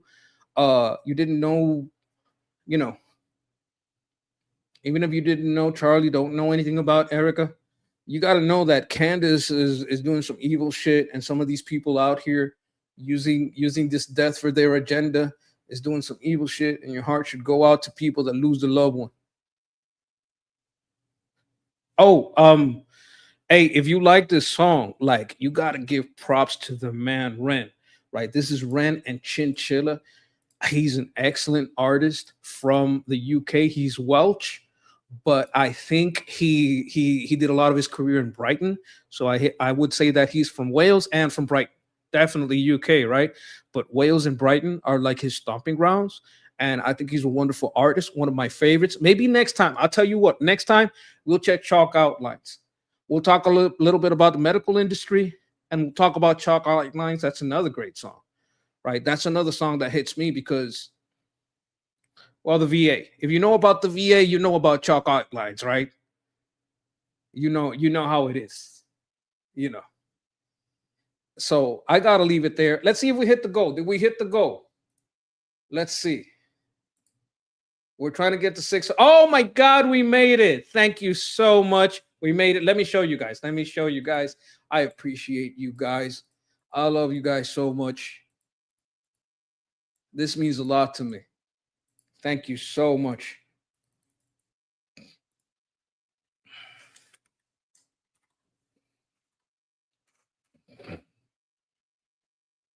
We made it, guys. 600. We made the daily goal. I appreciate you guys. Thank you very much. Thank you for being here. Appreciate you guys. Thanks for stopping by. Thanks for being with me. I'm going to head out now. I'm just going to say,